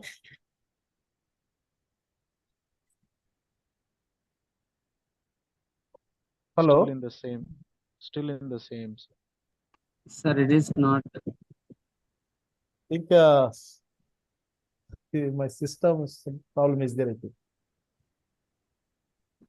Yeah, now it is visible, sir. Is it visible now? Visible, but in the same mode. Not in the full screen, sir. Here I'm doing a slideshow. Slideshow. Yes, I'll click that, sir. Like. Now it but is it is not coming. It is not coming. I think this is not working. Okay, sir. No issue, sir. Continue, sir. Sir, let it be. Let it be. Okay. Thank you. So these are the some of the applications of heat pipes, sir. Coming to types of heat pipes, I think these are the some of the different types of heat pipes. I think all these things was covered in the previous speaker. See here, this is the first one is gravity assisted heat pipe. In this gravity assisted, again, two types of heat pipes are there. That is conventional heat pipes. That is nothing but thermosiphon. In thermosiphon, we don't have any wick material, only container material, and inside is there is a working medium, working fluid. Depends upon the application and the amount of heat transferring. We have chosen the working medium. This is nothing but two-phase looped thermosiphon. Sir, the presentation is visible, sir? Yes, sir, visible. Is Visible, there any, sir. sir, is there any Yes, yes, sir. alternative method to show the full screen? F5, sir, press F5. I pressed it, sir, many times, but it is not going. Oh. Then, okay, sir, no issues, sir. You continue, sir. Okay. These are some of the types of heat pipes. I think second category is based upon the capillary heat pipes. There are subcategorized into cylindrical type, flat plate type. Here is one more thing is looped heat pipes, etc. Finally, other type is that is rotating heat pipe and pulsating heat pipes, etc. Next, coming to this heat pipe, already previous speaker explained very clearly. This is one end of the heat pipe is acting as a evaporator. Second end of the that is where heat is absorbed by the one end, that should be acting as a evaporator. Second end is acting as a condenser. Here inside this heat pipe, we are taking working medium, whether it may be helium or water, deionized water, but whatever it is, ammonia, like that. And here the main principle that is involved inside is here the working medium is changes its phase, and just by absorbing heat from the heat generating region, and from general initial stage it is in liquid state. Whenever the heat is absorbed by this medium, it is changes its phase from liquid state to gaseous state. Then it is transferred from the evaporator portion to the condensation portion, and it carries the most of the that is heat from the evaporator to condenser side. And here at condenser side, it is given up to the surrounding atmospheric air, and again it condenses, it changes its phase again from gaseous state to liquid state. Again, it is brought back to its evaporator portion through the wick material. Here, I think blue color arrow indicating that the backflow of working medium in liquid state to the evaporator section, and the red arrow is indicating that vapor is flowing from the evaporator portion to the sink side. Particularly, this heat pipe is made of divided into three parts: evaporator and condenser. Between these two, there is a adiabatic section. This is the working principle already explained many times. Components are these are the first one is container, second one is working fluid, third one is capillary structure, that is wick structure. Here is already thermodynamic cycle is also there. This is 1 to 2 is evaporation process in the evaporator. 2 to 3 is that is condensation. No. 2 to 3 is that is transferring from vapor to, that is evaporated to the condenser. 3 to 4 is condensation. 4 to 1 is again transferring from condensation to the evaporator section. Container, these are all are explained by the in previous speaker. I think the container compatibility you have to check before while you are selecting a material for the fabrication of the heat pipe. You have to take all these points. What is the compatibility with the working fluid and wick structure, and at the same time thermal, particularly what is the thermal conductivity of the material, because the reason is the most of the heat carrying capability is depends upon the property, thermal conductivity property, and at the same time porosity, wettability, all these things have to be considered in selecting a container for the heat pipe. Next is one more important thing is basically for fabricating the heat pipe, we need to follow these three materials. The first one is copper material, aluminum, and stainless steel material. Out of these three, the best one is electrolyte copper. It should be operated between 0 to 200 degrees centigrade, particularly for electronic cooling applications. Next one is a working fluid. Working fluid also, while you are selecting the working fluid, you have to take care about these points. Okay, that is compatibility with the wick and wall material, and a good thermal stability, and so on. All take all these things. Why at the same time high latent heat, high thermal conductivity, etc. And next one is these are the some of the working fluids. You can see here useful ranges are like this. Yeah, the working mediums are helium, nitrogen, ammonia, acetone, like this, go on going. But here the useful working range is some of them are working in -degree centigrades, then the remainings are in varies from 0 degree centigrade to 2300 degrees centigrade, depending upon the application and the amount of heat that should be removing or transmitting. We have to in such a way that we have to select the working medium. And next is finally this is the wick structure. Wick structures are, for example, you see this picture. At the inside, this is the vapor phase path, and outside is nothing but container, and between these two is this is the wick material. Yeah, this is the cylindrical heat pipe cross section. This is the electrical cross section. Okay. Some of the, sir, it is audible and hello. Yes, sir, it is audible, sir. Yes, sir. Okay. Thank you. These are the some of the cross sections of the wick structures inside the heat pipe. Next, coming to properties of the wick design. These are the three basic properties. That is high pumping pressure. Second one is permeability. Third one is thermal conductivity. Okay, next I will go to the main important content, that is fabrication of heat pipe. Just here I am going to explaining the fabrication of heat pipe from the scrap material. For example, see here, these are the steps followed in heat pipe fabrication. First one is cutting to size. Second one is brazing all the parts of the heat pipe. Next, the third one is degreasing, solid particle removal, deoxidization, brazing of end caps with oxide hydrogen torch, vacuum testing, filling of working fluid, crimping and sealing, finally thermal insulation. These are the steps we are following while fabricating the heat pipe from the scrap material. While we are see here, first we have to cut the material according to the dimensions which are required to us. The heat pipe, in this case particularly, heat pipe is made up of electrolyte copper with a length. This is the electrolyte copper tube having 190 mm length.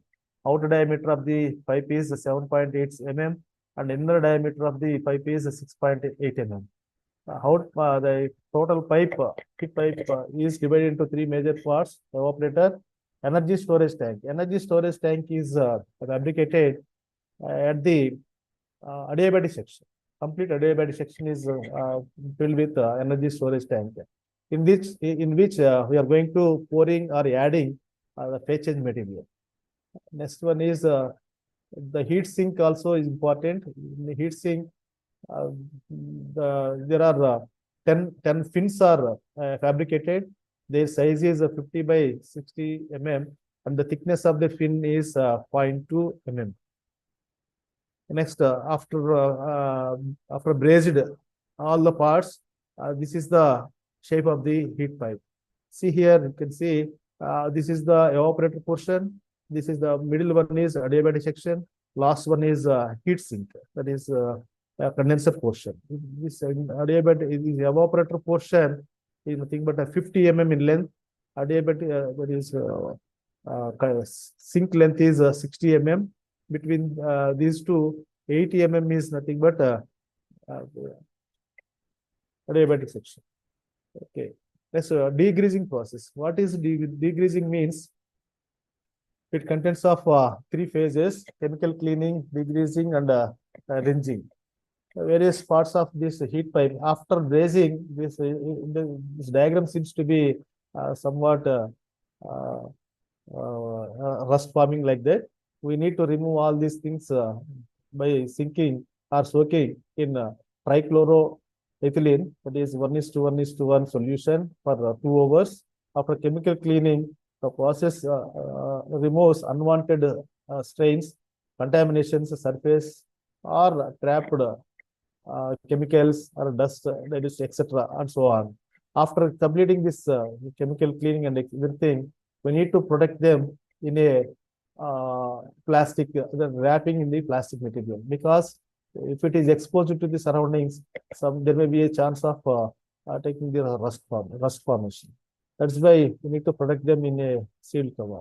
After that, deoxidation we have to finish. In the deoxidation process, the solution is prepared for 100 ml of concentrated H2SO4 and potassium nitrate mixed with the 100 ml of deionized water.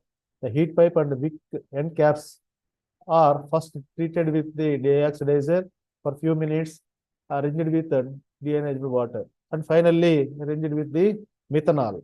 Therefore, after completing the deoxidation, the experiment, that is the object is like this. After that, the wick inserted into the heat pipe and brazed at the end caps. After that, vacuum testing. The main purpose of doing this vacuum test is if any cracks or any holes or anything will be happen inside and outside or surface of this object, it will not work properly. That's why without any defects, we need to check by using this machine. Its name is that is mass spectrometer leak detector. Is used to locate, see, you can see here, this is the object. This is the object. By using this MSLD, we can check any leakage is there. If leakage is not there, next we go for the next step. That is evacuation and filling of working fluid. The main purpose of evacuating inside the heat pipe is to creating the vacuum pressure. Okay, then only we can able to allow the working fluid inside the heat pipes.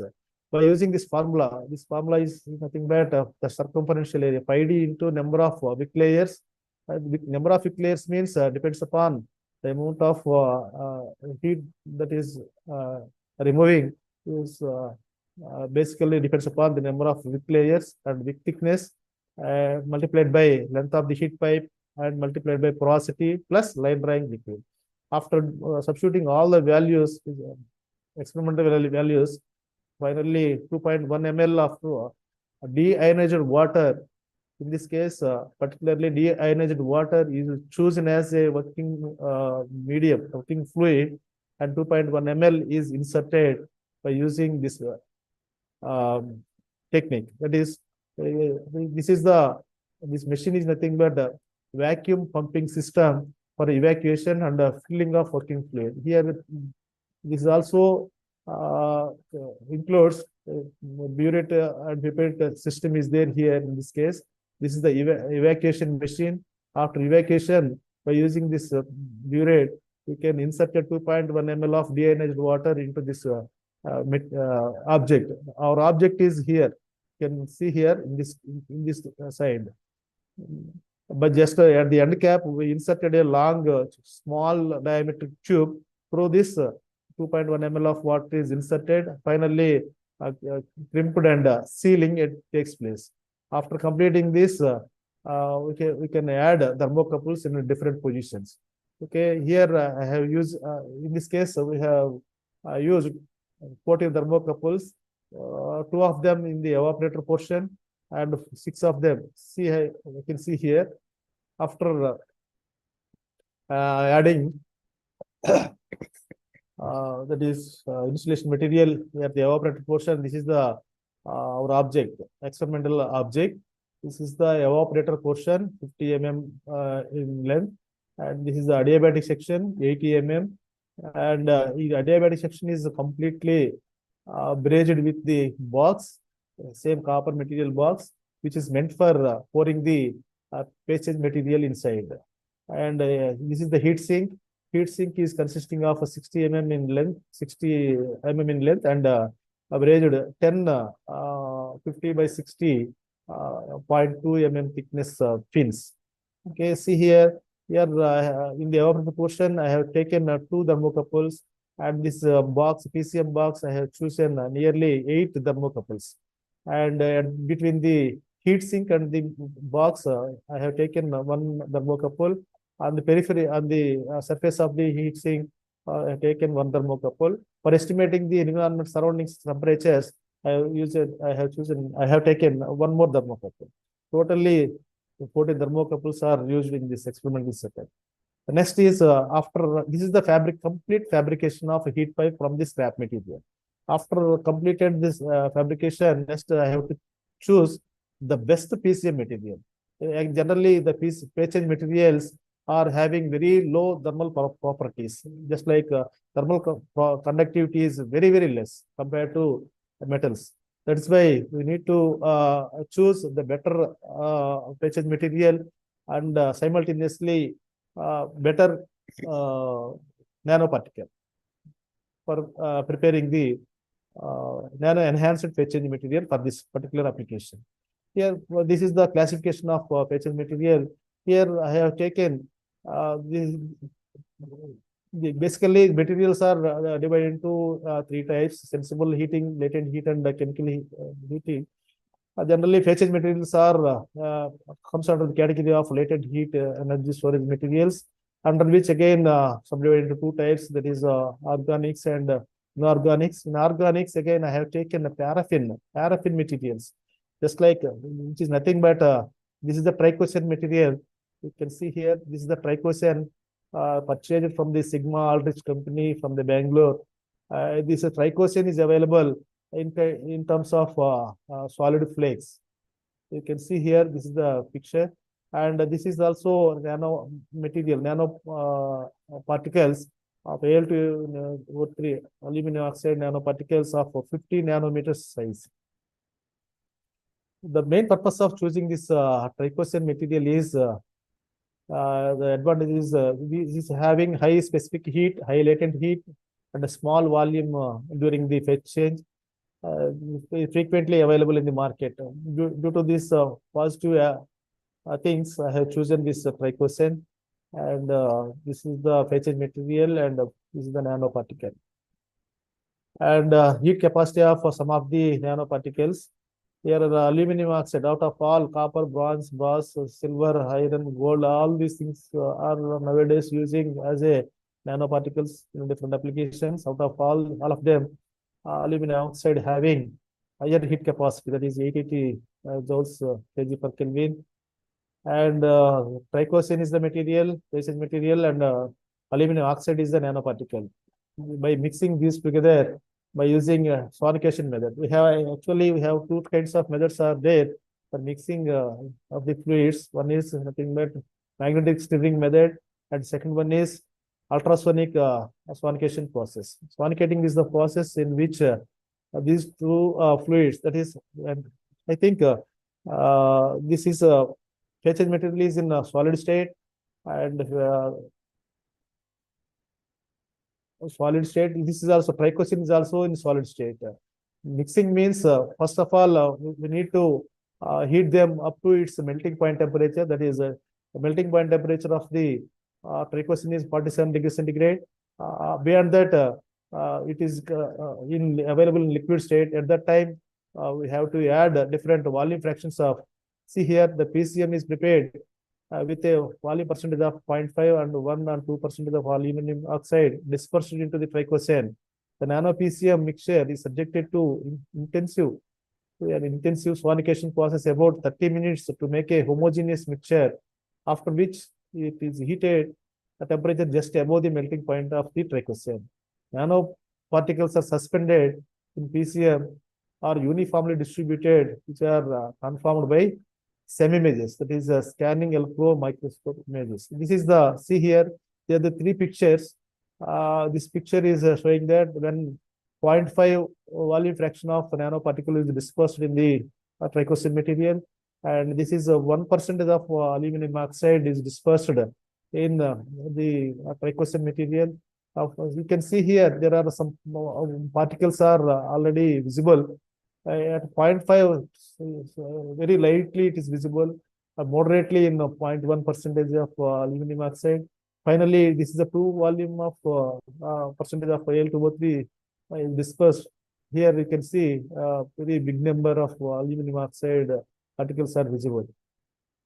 Next, after that, we need to check what is the combined thermal conductivity of the PCM and the nano particle. That is nothing but a nano enhanced patching material by using KD2 Pro thermal analyzer.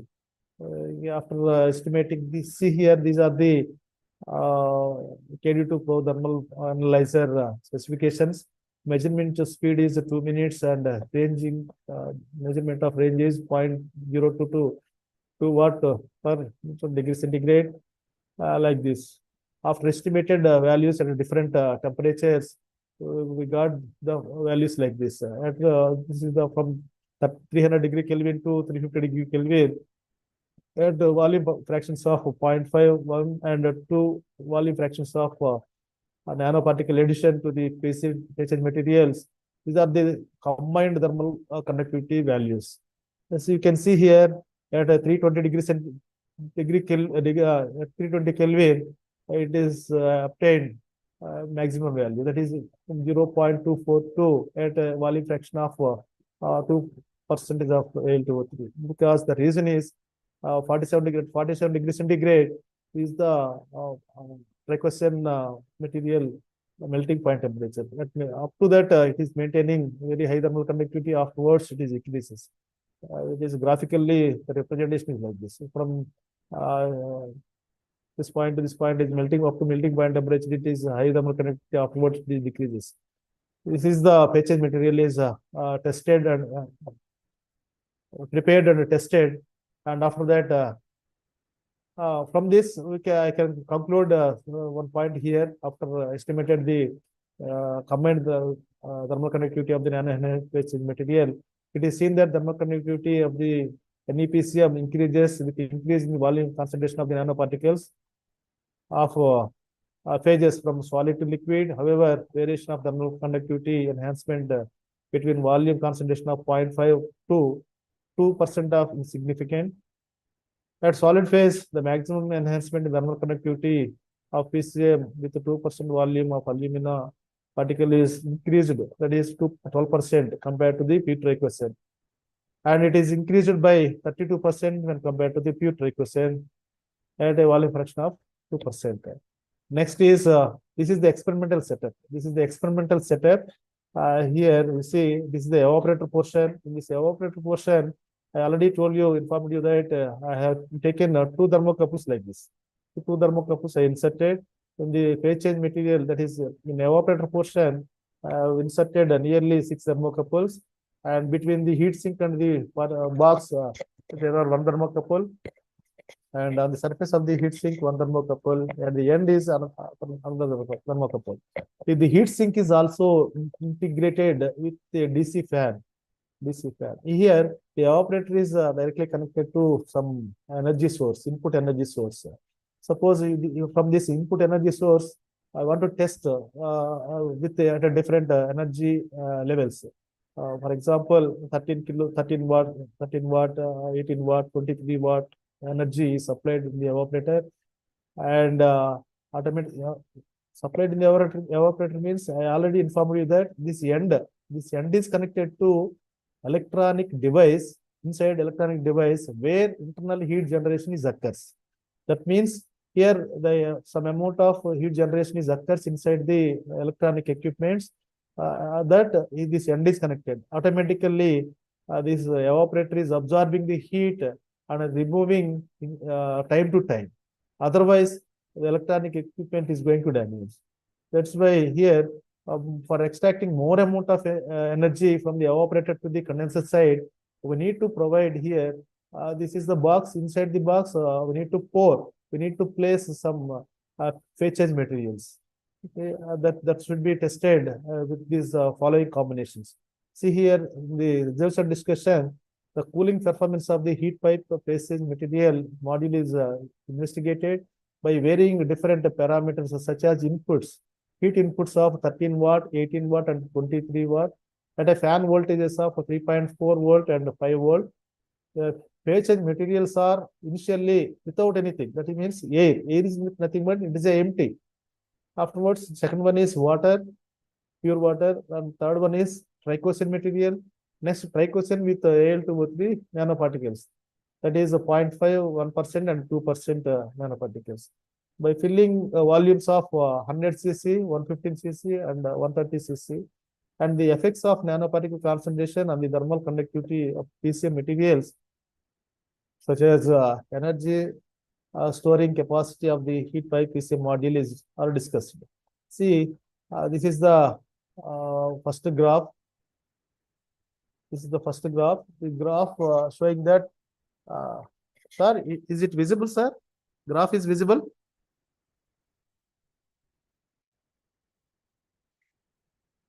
Hello? Hello, sir. Yes, sir, visible, sir. Visible and audible, clear. Okay, thank you. Okay. See here, this is the graph. It is showing that temperature versus the time. Here, initially, I have taken air. Air means without any PCM inside the box. Inside the box means in this box. PCM box at the first stage, I am not taking anything here. Just only air is there. Air presence is there. Afterwards, water is used as a material. Next, the third one is trichosan material with the input power of 13 watts and fan voltage of 3.4 volts. And it was tested and observed that here the operator temperature is go on rising up to see here 87 degrees centigrade without any material used in the box. After that, water is poured, 100 cc of water is poured and tested for the same. That means the temperature is decreased. The operator temperature is decreased. That means the amount of heat absorbed by the material, water, water is increases. That is why operator temperature is decreases. Finally, trichosan is the material which is poured, 100 cc cubic centimeter of volume is poured in the box, inside the box.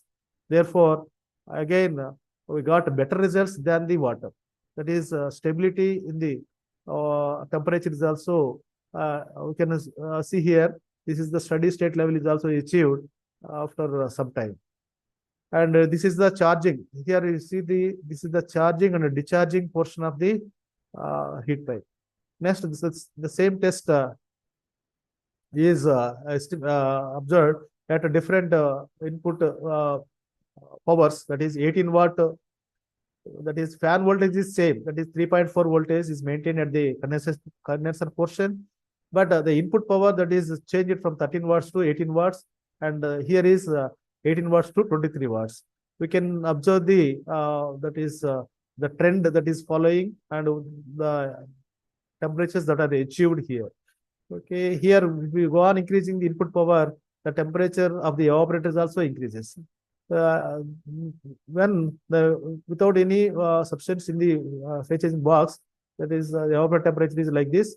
After pouring water and trichosan material, the trending like this. That means it is absorbing very good amount of heat from the evaporator. Therefore, evaporator temperature is decreases. Similarly, at a fan voltage of 5 volt, that is I have changed the fan volt from 3.4 to 5 volts with the same power inputs, that is 13 watts and 18 watts and 23 watts. I observed the same thing. Here the trending and it follows the same trend, and that only the difference is when it is discharging. Discharging is also important. When it is discharging up to this part, from here to here is charging, from here to here is discharging. When it is discharging, when fan voltage is increased from 3.4 to 5, that is the time that is required to comes to its atmospheric conditions are decreased. This is also one of the observable things. Coming to this results, this is the table. These are the input powers: 13 watt, 18 watt, and 23 watt. This is the during the charging process, and this is the discharging process. During the charging process, these are the different materials. First one is without any phase change material, water and trichosan. And these are the times that are taken to reaching steady state temperatures. These are the times that is reaching from discharging process from maximum temperature to atmospheric conditions. Next one is, this is also comparable table in which this is the time estimated during discharging at a fan voltage of 3.4 to 5 volt. This is for the same input powers 13, 18 and 23. Here fan voltage is 3.4. Here fan voltage is 5 volts.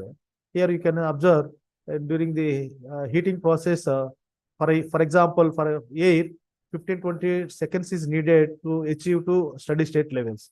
In case of 5 volt, sorry, this is the steady state level, means from top highest temperature to the atmospheric temperatures, it needs 15-20 seconds is required.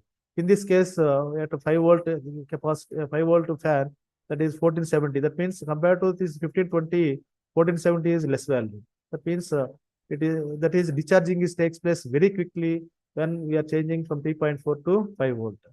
Next, coming to, I have added, instead of water and trichosan and air, here I have added air is always there, that is without PCM. Next is trichosan is also there. I have removed water and I have added 0.5 and 1% and 2% Wally fractions of Al2O3 nano phase material into this heat pipe box. And I have tested and observed the values. You can see here very good results are obtained. That means the evaporator temperature is abnormally decreased from without phase change material to phase change materials with nano materials. See here, there are at 0.5 and 1% and 2%. We can see here there are 3 curves are overlapped like this. It is visible like that, but there is a variation in temperatures, small variation in temperatures. Those variations are very much considerable, and from them also we are getting very good results. This is the 13 watt input power, 100 cc phase change material, and here is 3.4 is the fan voltage. For the same conditions are applied, but the input power is changed from 13 watts to 18 watts, and here also 23 watts. And observe the results. It is when compared to the traditional heat pipe, the evaporator temperature of 0.5, 1% and 2% nanoparticles in the PCM is decreased by 19%, 21% and 20% respectively. For the same nanoparticle at 0.5, 1 and 2% volume fractions of heat input of 18 watts, that is decreased by 22%, 23 and 20%. But at 23 watt input power, the percentage of evaporator temperature is decreased by 23% and 25 and 23. It is observed that you can see here at the middle, here first case is 19, 21, 20. Okay, 19 to 21 it is increases, after that it decreases. Again at 1% of Al2O3, it is decreased by 22 to 23. Again it is decreased here, percentage of temperatures. It is concluded that these results are clearly indicating that addition of nanoparticles in the PCM phase change materials reduces the evaporator temperature and thus enhances the performance of the PCM. The addition of nanoparticles in the trichosan enhances thermal conductivity of the PCM, leading to the performance enhancement of the heat pipe and the PCM module. And the next one is, this is the last trial. Temperature variations of evaporator PCM at 0.5 volume fraction of fin during the simultaneous charging and simultaneous discharging. That means we can estimate, because we are testing this equipment with the electronic equipment. In electronic equipment, so many times, that is electricity fluctuations are occurred. Due to this various fluctuations, power fluctuations, we can sometimes 5 minutes is charging and 5 minutes is discharging. That means during the charging time, the fan voltage is 3.4 volt, and during the discharging time, the fan voltage is decreased to for charging time 5 volt fan voltage. During the discharging time, it is decreased to 3.4, like this. Okay, like this go on going, and tested these values with the same input powers, 13 watts, and here is 18 and 23 watts. Finally, see here, this is the maximum and minimum temperatures during the simultaneous charging and discharging at a fan voltage of 3.4. You can see here for air, this is 89.9 and 17. The difference is 19.1. For trichosan, it is 93 and 76.7. The difference is 16.6, like this. We go on going. This is at 1% Al2O3. This is 13.8 is the difference. Okay, from this, one more graph is there. This is the percentage of energy stored in the PCM at different heating positions. See here at 13 watt power, and we can see here at a 1% volume fraction of Al2O3, it stored the maximum value.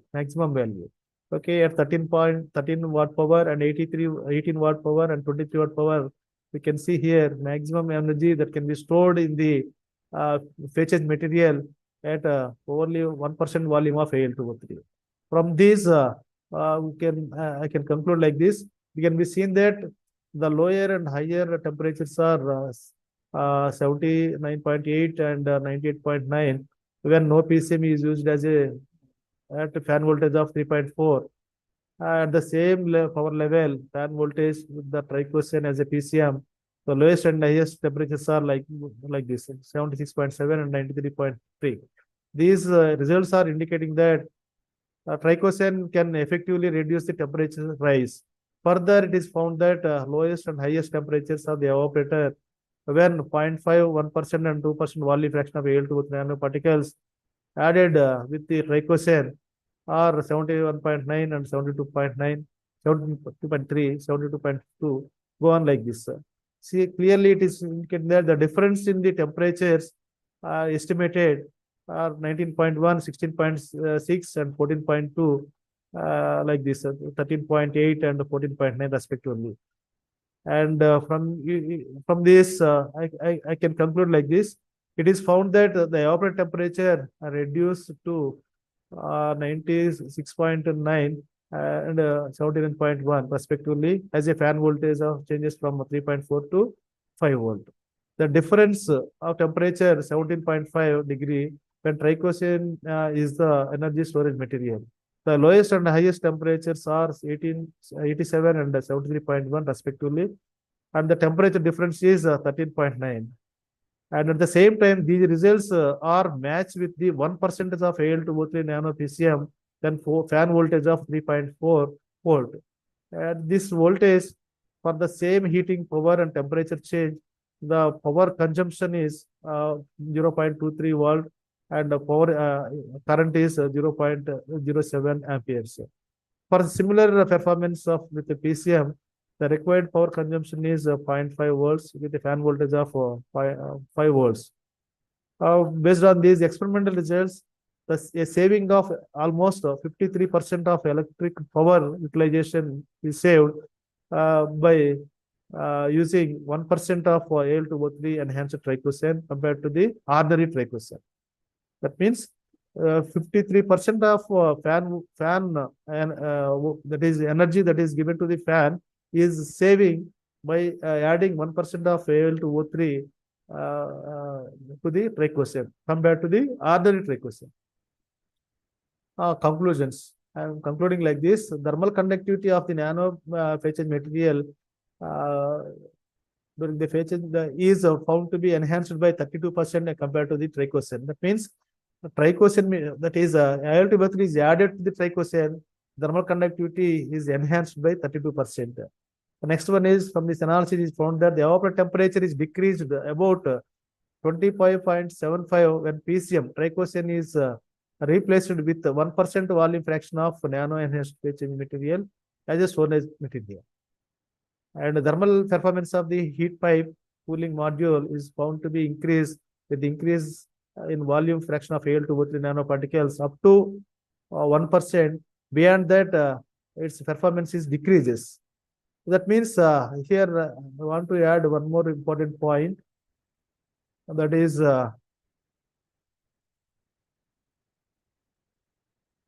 here, if you go on continuously adding, that is 0.5, 1% and 2% and after that 3% like that, some negative values are also attributed. See here, from this I can say like this. further addition of nanoparticles, further adding of nanoparticles in the PCM does not improve the PCM performance. This negative effect attributed to the fact that the viscosity, the reason is like this. The viscosity of nano-enhanced phase change material increases significantly as nanoparticle concentration is increased. The increase in viscosity reduces the buoyancy and leads to the slowing the melting process, since the melting process is dominated by natural convection. Hence, the performance of the nano-enhanced phase change material is at the true volume fraction percentage is deteriorating. That is why I have shown you so many times in graphs also. Here you can see at 1% volume fraction is giving better results than 2% volume fraction. Okay, up to this part it is showing very good results. After that it is decreased. Okay, this is the these are the conclusions. Thank you for giving me this opportunity. I think I am also expressing my heartfelt thanks to listeners also patiently listening this last 1 hour. Sir, any questions, sir? Please. Participants can unmute your mics and you can ask questions. Sir, one thing is this is a very this area is a very novel and very interesting area. It is many researches are now it is going on. The candidates who are doing research now, they can concentrate on this. This is a widespread area is there to do the much more research on this particular area, and also further work means you have to use multiple that is composite nanomaterials also used as a nano-enhanced materials. So just like carbon nanofibers and composite nanomaterials. I have used only A2O3 is the material. You can also use more than one nanomaterial. Then you can improve the thermal properties of the HH material. Then you can be able to transfer the heat from evaporator to the condenser side very quickly. Then the electronic device is under a safe side. Thank you. Any questions, please? Hello, sir. Sir. When we are adding the phase change material, earlier without phase change material, the liquid was being converted into vapor, and that vapor was flowing to other region. But what happens to this phase change materials when the liquid is getting vaporized? But what this becomes a solid, remains in the solid state only. So what is how it is going to be there? No, sir. Phase change material, I think, never be converted into gaseous state. So that is what I am asking. No. Here it is change. Phase change material is converted into solid state to liquid state. Again, solid state to liquid state. These two states are going on. I think you are asking that working medium inside the working fluid which is used inside the heat pipe is converting into gaseous state, liquid to gas, gas to liquid. Because yes.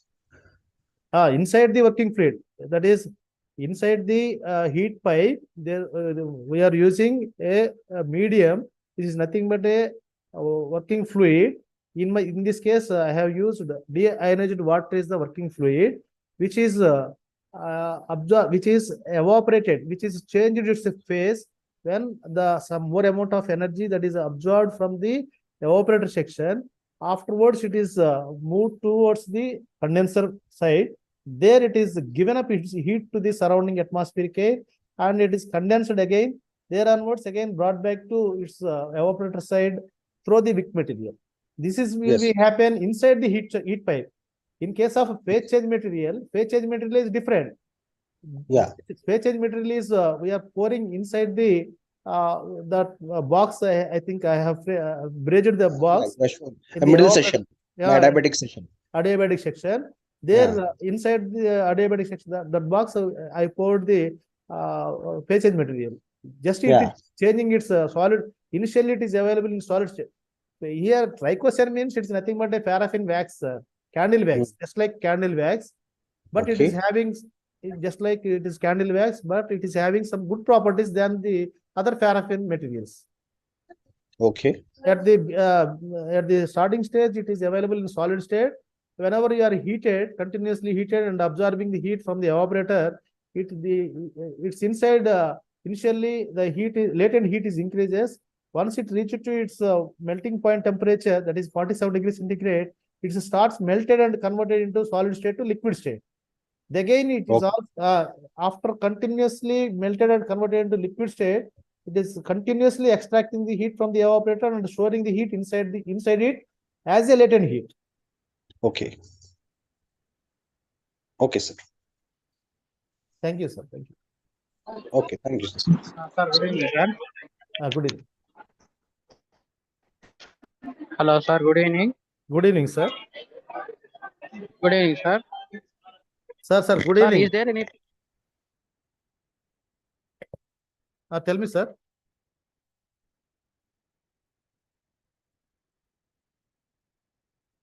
Sir, tell me, sir.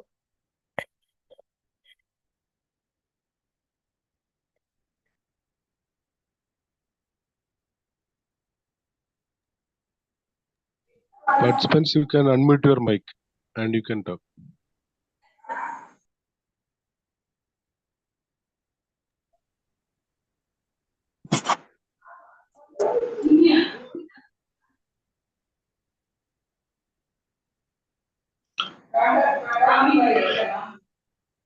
Sir, good evening.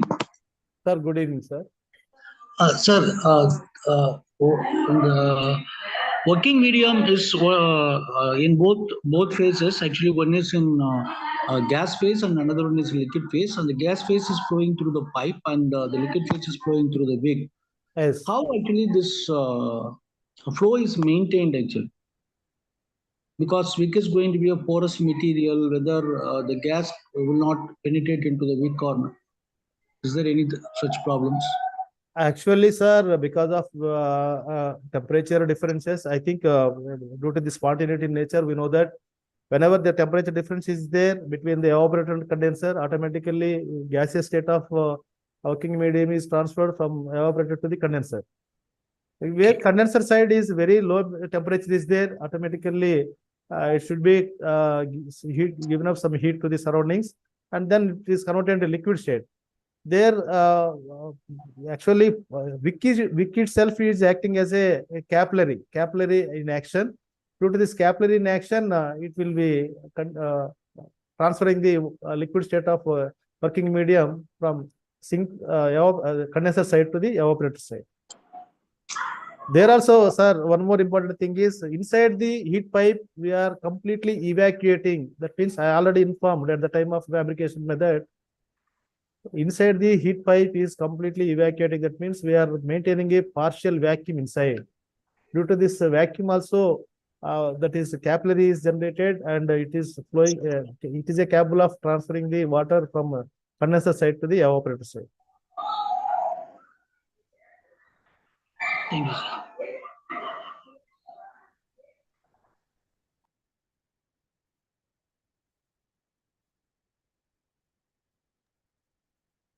Any other queries, experts?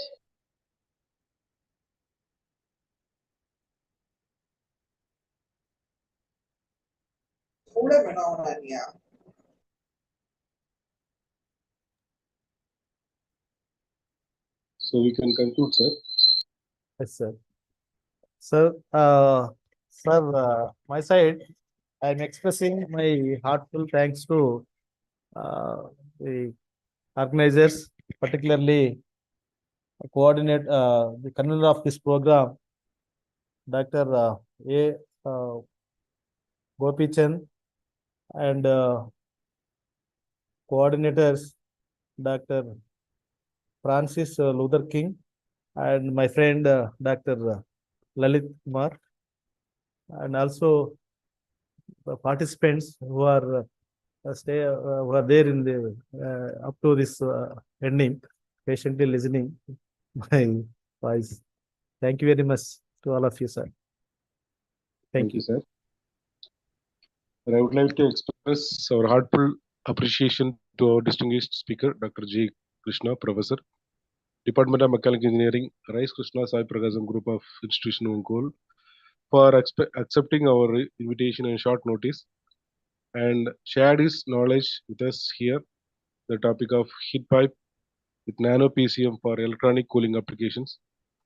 On behalf of Swarnandhra College of Engineering and Technology Management, Principal, HOD, Organizing Committee members, I thank you for your valuable time and remarkable presentation, sir. Thank you.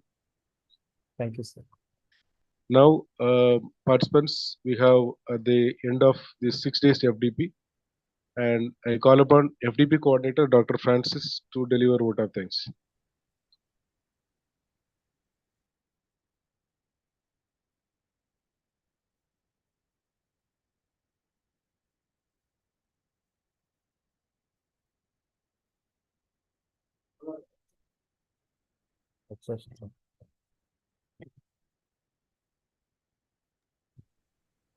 Thank you, sir. So again, good evening, everyone. I'm Dr. Francis Luther King, coordinator for this 6-day faculty development program on recent advancements in materials, manufacturing, and technology. On behalf of Department of Mechanical Engineering, Swarnandhra College of Engineering and Technology, West Godavari District, Narasapur, Andhra Pradesh, I propose my vote of thanks. First, I would like to express my sincere gratitude to my college chairman, and I would like to express a profound thanks to our director, treasurer of Vasista Educational Society. I also express my gratitude to my college principal, Dr. S. Suresh Kumar sir, for encouraging us to conduct this FDP. I am also grateful to our vice principal, IQSC coordinator, HOD of Mechanical Engineering Department, Dr. A. Gopichan sir, for his valuable suggestions and in smooth conducting of this FDP. I also take this time to thank my college organizing committee, my co-coordinator, Dr. R. Lalit Narayana, Professor, Mechanical Engineering Department, and my fellow colleagues. I also express my sense of gratitude to our invited speakers from J1 to J6. So day 1, session 1 speaker, Dr. U. Muhammad Iqbal, Professor, Department of Mechanical Engineering, College of Engineering and Technology, SRM University, Kattangalattur, Chennai, Tamil Nadu, on the topic Advances in Metal Forming Research, a Comprehensive Review, followed by session 2 speaker by Dr. A. Arul Jayakumar, Professor, Mechanical Engineering, SRM University, Kattangalattur, Chennai, Tamil Nadu. And 31st, the second day, first session by Dr. P. Srinivasan, Professor, Department of Manufacturing, Annamala University, Chidambaram, Tamil Nadu, on the topic Recent Trends in Additive Manufacturing. And the second session by Dr. V. Kandavel, Associate Professor from SSM Institute of Engineering and Technology, Dindigul, Tamil Nadu, on the topic Application of Fuzzy Logic and Graph Theory for Dynamic Facility Location Problem. On 1st November 2023, Day 3, Session 1 by Dr. Gopinath, Professor, Department of Information Security, VIT University, Vellore, on the topic Role of Learning Algorithms in Defect Detection, followed by second session by Dr. Arti, Professor, Department of Information Security, VIT University, Vellore, on the topic Hands-on Learning Algorithm in Defect Detection. On 2nd November, Session 1 by Dr. Sunil Ratnakumar, Professor, Department of Mechanical Engineering, Sir C.R. Reddy College of Engineering, on the topic Composite Material by Using Powder Metallurgy Technique, followed by the second session by Dr. K. Kamalakanan, Professor, Automobile Engineering, College of Engineering and Technology, SRM University, Kattangalattur, Chennai, Tamil Nadu, on the topic Control Strategies of Magnetorheological Dampers in Automotive Applications. On the fifth day, session 1 by Dr. A. Manivannan from C. Srayaram Engineering College, Chennai, Tamil Nadu, on the topic Additive Manufacturing for Innovative Design and Production, followed by the second session by Dr. K. Karthik from Ola Electric Technologies, Assistant Manager, Bangalore, Karnataka, on the topic The Future of Electric Vehicles. And today, 4th November 2023, the session 1 by Dr. P. Ravindra Kumar, Professor, Department of Mechanical Engineering, Lakireddy, Bali Reddy College of Engineering, Andhra Pradesh, on the topic Computational Comparison and Experimental Performance Analysis on Heat Pipe using Concentrating Solar Parabolic Trough Collector, followed by the second session by Dr. Jogi Krishna, Professor and Head, Mechanical Engineering Department, Rice Krishna Sai Prakasam Group of Institutions, Ongole, Andhra Pradesh, on the topic Heat Pipe with Nano PCM for Electronic Cooling Applications. So I must thank my entire department for investing their time and energy in making this FDP possible in such a successful manner. Our special thanks to all the attendees, registered participants, faculty, research scholars, industry persons for being present here for all the 6 days by actively engaging and for being entertaining themselves in this knowledge sharing forum.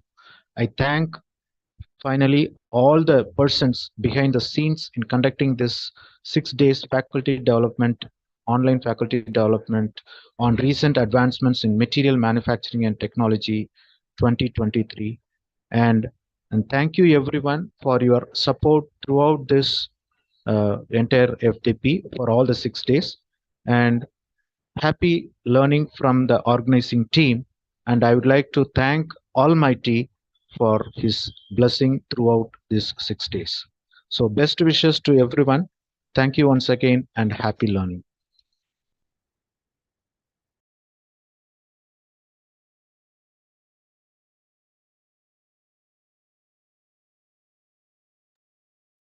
So dear participants,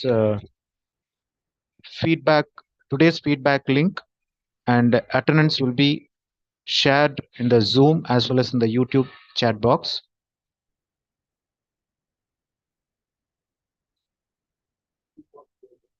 So the first one is today's session feedback form, and the second one is overall feedback with the test and a certificate feedback.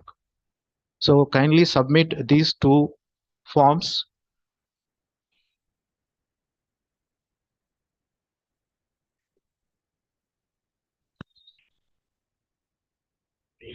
So kindly fill up all your details carefully so that your certificates are reached in a proper way without any mistakes. Make sure that you enter all the fields correctly.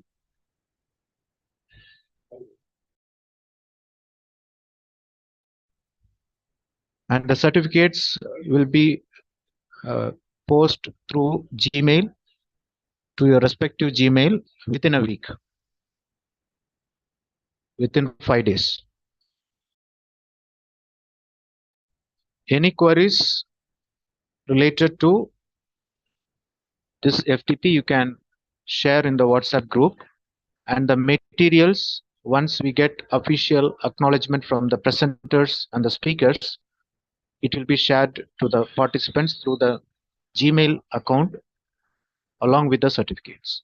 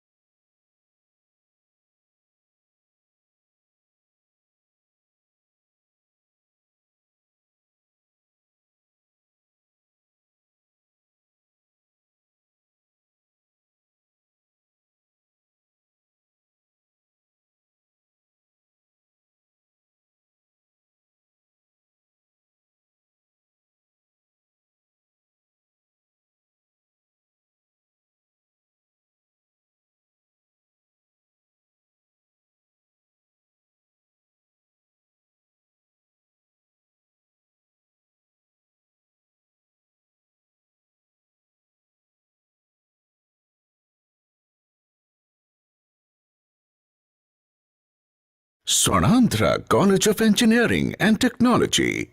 Unleash your potential. Build your career here. Godavari Delta in Andhra Pradesh, with its finest soils and pleasant waters, is the richest region for its age-old traditional and cultural heritage.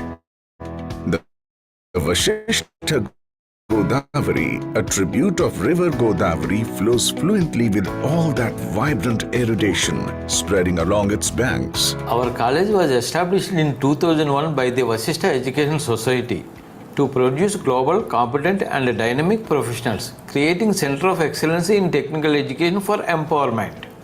Apart from curriculum, we train in the latest technology like data science, VLSI, Python, full stack, Java full stack, SAP, process integration, ABAP, FICO and ERP. Swarnandhra College of Engineering and Technology in Narasapur of West Godavari, vicinal to Vasishta tributary, carries the baton of such a rich heritage with its dedicated efforts and support in imparting up-to-date, latest, ultra-modern, futuristic mode and phase of engineering education and tech knowledge. We at Swarnandhra give importance to intersection between theory and practice, passion and present for good technical and practical knowledge. It makes our children ready for the industry. With its more than 2 decades of untiring and uncompromising quest, empowering the next generation of engineers, Swarnandhra College of Engineering and Technology had unleashed the potential of thousands of enthusiastic students with its engineering program. Yes, Swarnandhra College of Engineering and Technology is pushing the boundaries of technology. Are you ready to join it? Do you want to forge your own path with its top-notch engineering curriculum? Don't you want to be part of a community of innovators, creators, and problem solvers? Swarnandhra is a place where thinking out of the box is contagious, and it is also a place where ideas inspire change. You are welcome to the prestigious Swarnandhra College of Engineering and Technology, where excellence meets innovation. Swarnandhra College of Engineering and Technology is a well-maintained campus with green orchard in beautiful ambience, very conducive. 2,000 computers are available with LAN connection and an internet facility of 800 Mbps bandwidth and Wi-Fi signals spread to all the nook and corners of the campus. A separate computer center with digital library and a central library with 60,000 volumes and 9,500 titles are available for the students with hands-on experience in their respective fields.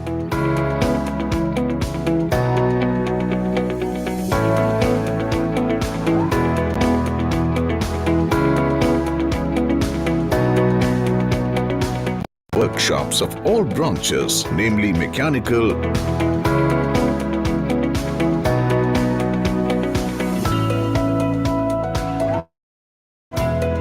electronics,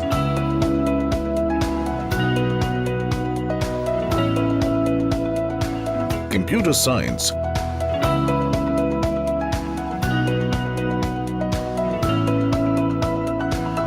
robotics,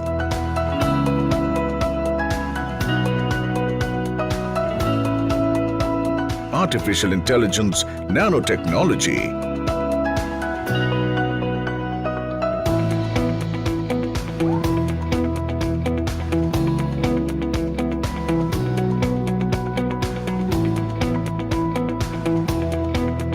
are equipped with latest The link will be machinery and active tools for that another help the 10 students minutes. to hone their practical skills. Swarnandhra constantly motivates its students towards fulfilling learning experience. There are 5 separate hostels available in the campus of Swarnandhra College of Engineering and Technology.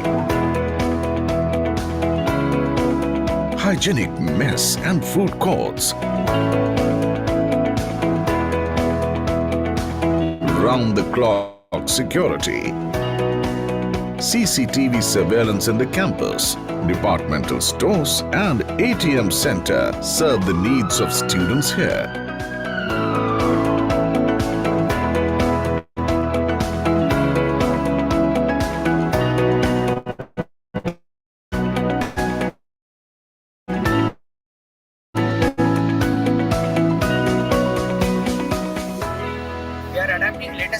technologies in the syllabus and curriculum periodically with the support of industry professionals. Your admission into Swarnandhra College of Engineering and Technology makes you transform your tomorrow with the skills you learn today. Because you're stepping into their engineering program molds your creative absorption into technological passion.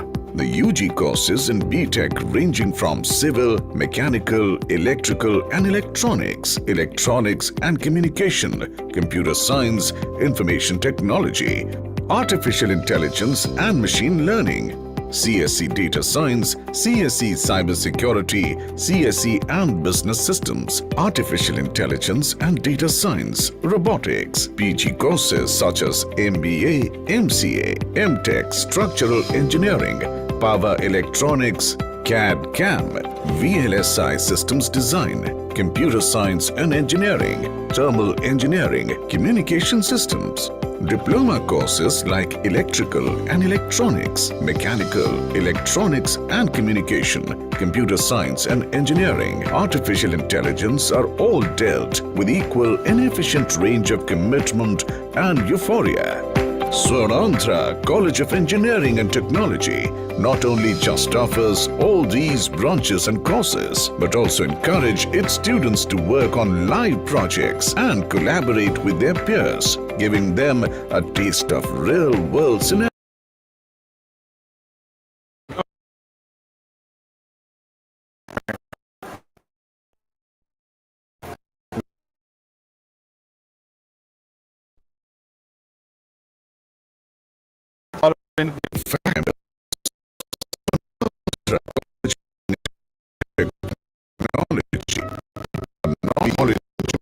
But also passionate about teaching.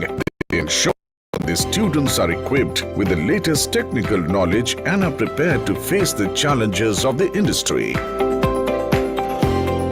Swarnandhra College of Engineering and Technology paves the path to discover the power to innovate with its centers of excellence. The CM's Skill Excellence Center, IBM Center of Excellence, Indo-German Collaboration ARC Laboratory, Intel Center of Excellence, VMware Center of Excellence Laboratory, Dassault Systems Lab, Nanotechnology Research Laboratory, and IoT Incubation Center.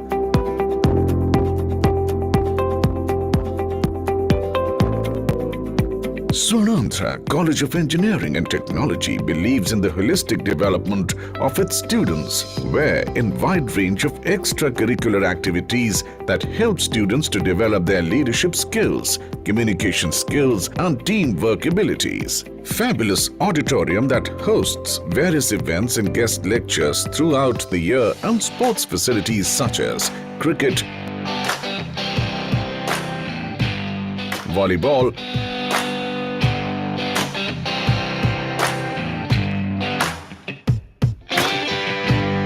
basketball courts are top-notch, providing opportunity for the students to participate in variety of sports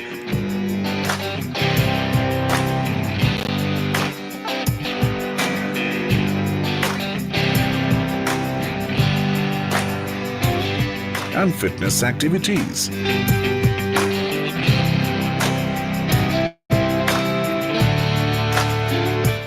IEEE, ISTE, CSI student branch chapters are formed among students and they function quite effectively in Swarnandhra College of Engineering and Technology. The college has the permanent affiliation to JNTU Kakinada, is approved by AICTE, acquired an autonomous status from UGC, also accredited with grade A by NAC. Placement trainings are offered to the students of Swarnandhra College of Engineering and Technology. From first year onwards, and 100% placement assistance is a promise carried out accustomed. Training and placement department has been functioning in the campus since its inception. Placements are the art of our institute. Our placement is great and consistent. With the average salary of 4 lakhs and the highest salary of 11 lakhs from the past few years. We take utmost care about internships and projects. We take this opportunity to request you to enlist our institute with your list of colleges for the campus recruitment. Students are equipped with the most sought after employability skills to make them industry ready. Many trained students are placed in reputed MNCs like Cisco, TCS, Wipro and CTS, etc. Apart from the academic classes, we focus on grooming our students by conducting various programs on all employability skills to cater the needs of present job market. We make the students trainable and get them industry ready. With knowledge, vision,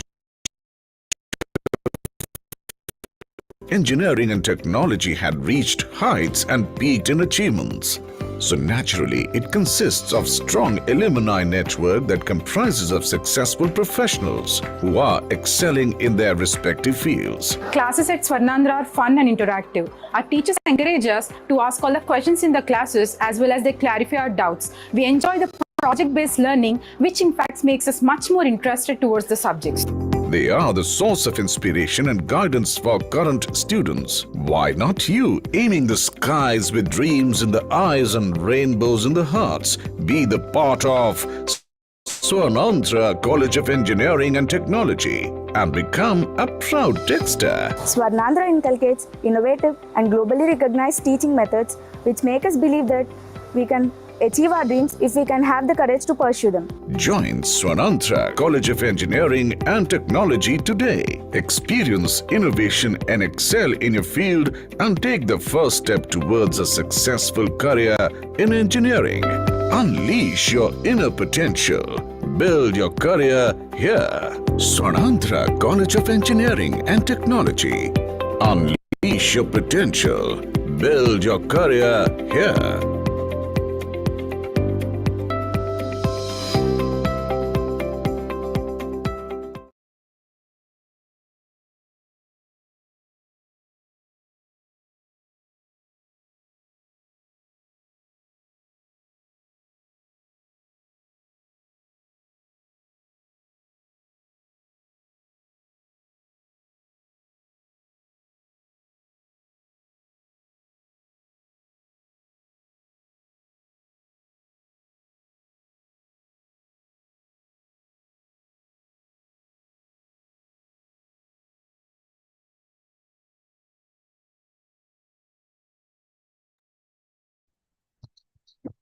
Dear participants, you can share your valuable feedbacks and comments in the WhatsApp group. So our organizing committee will review that all the feedbacks and comments from the participants, and we will make positive efforts in making better programs in the upcoming sessions.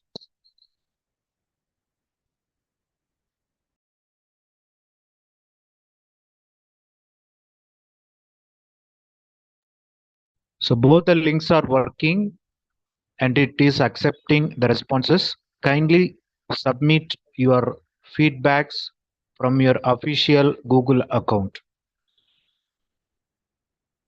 Both the links are accepting responses. Kindly submit your feedbacks through your official Google account.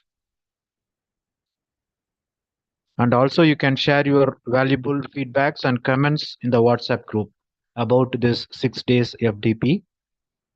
And any negative comments are also most welcome so that we can see whichever we are lagging and we can improve in our future programs. Thank you.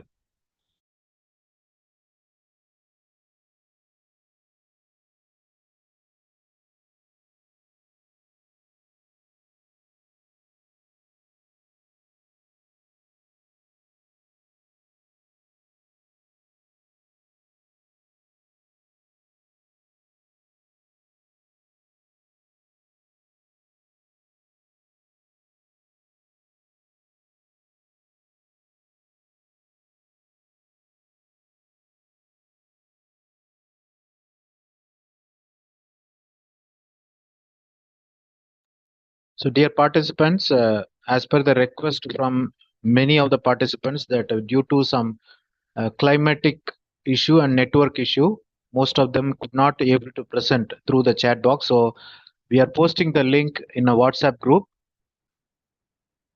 and your feedbacks will be considered based on your 6 days attendance and 60% test in the overall FDP.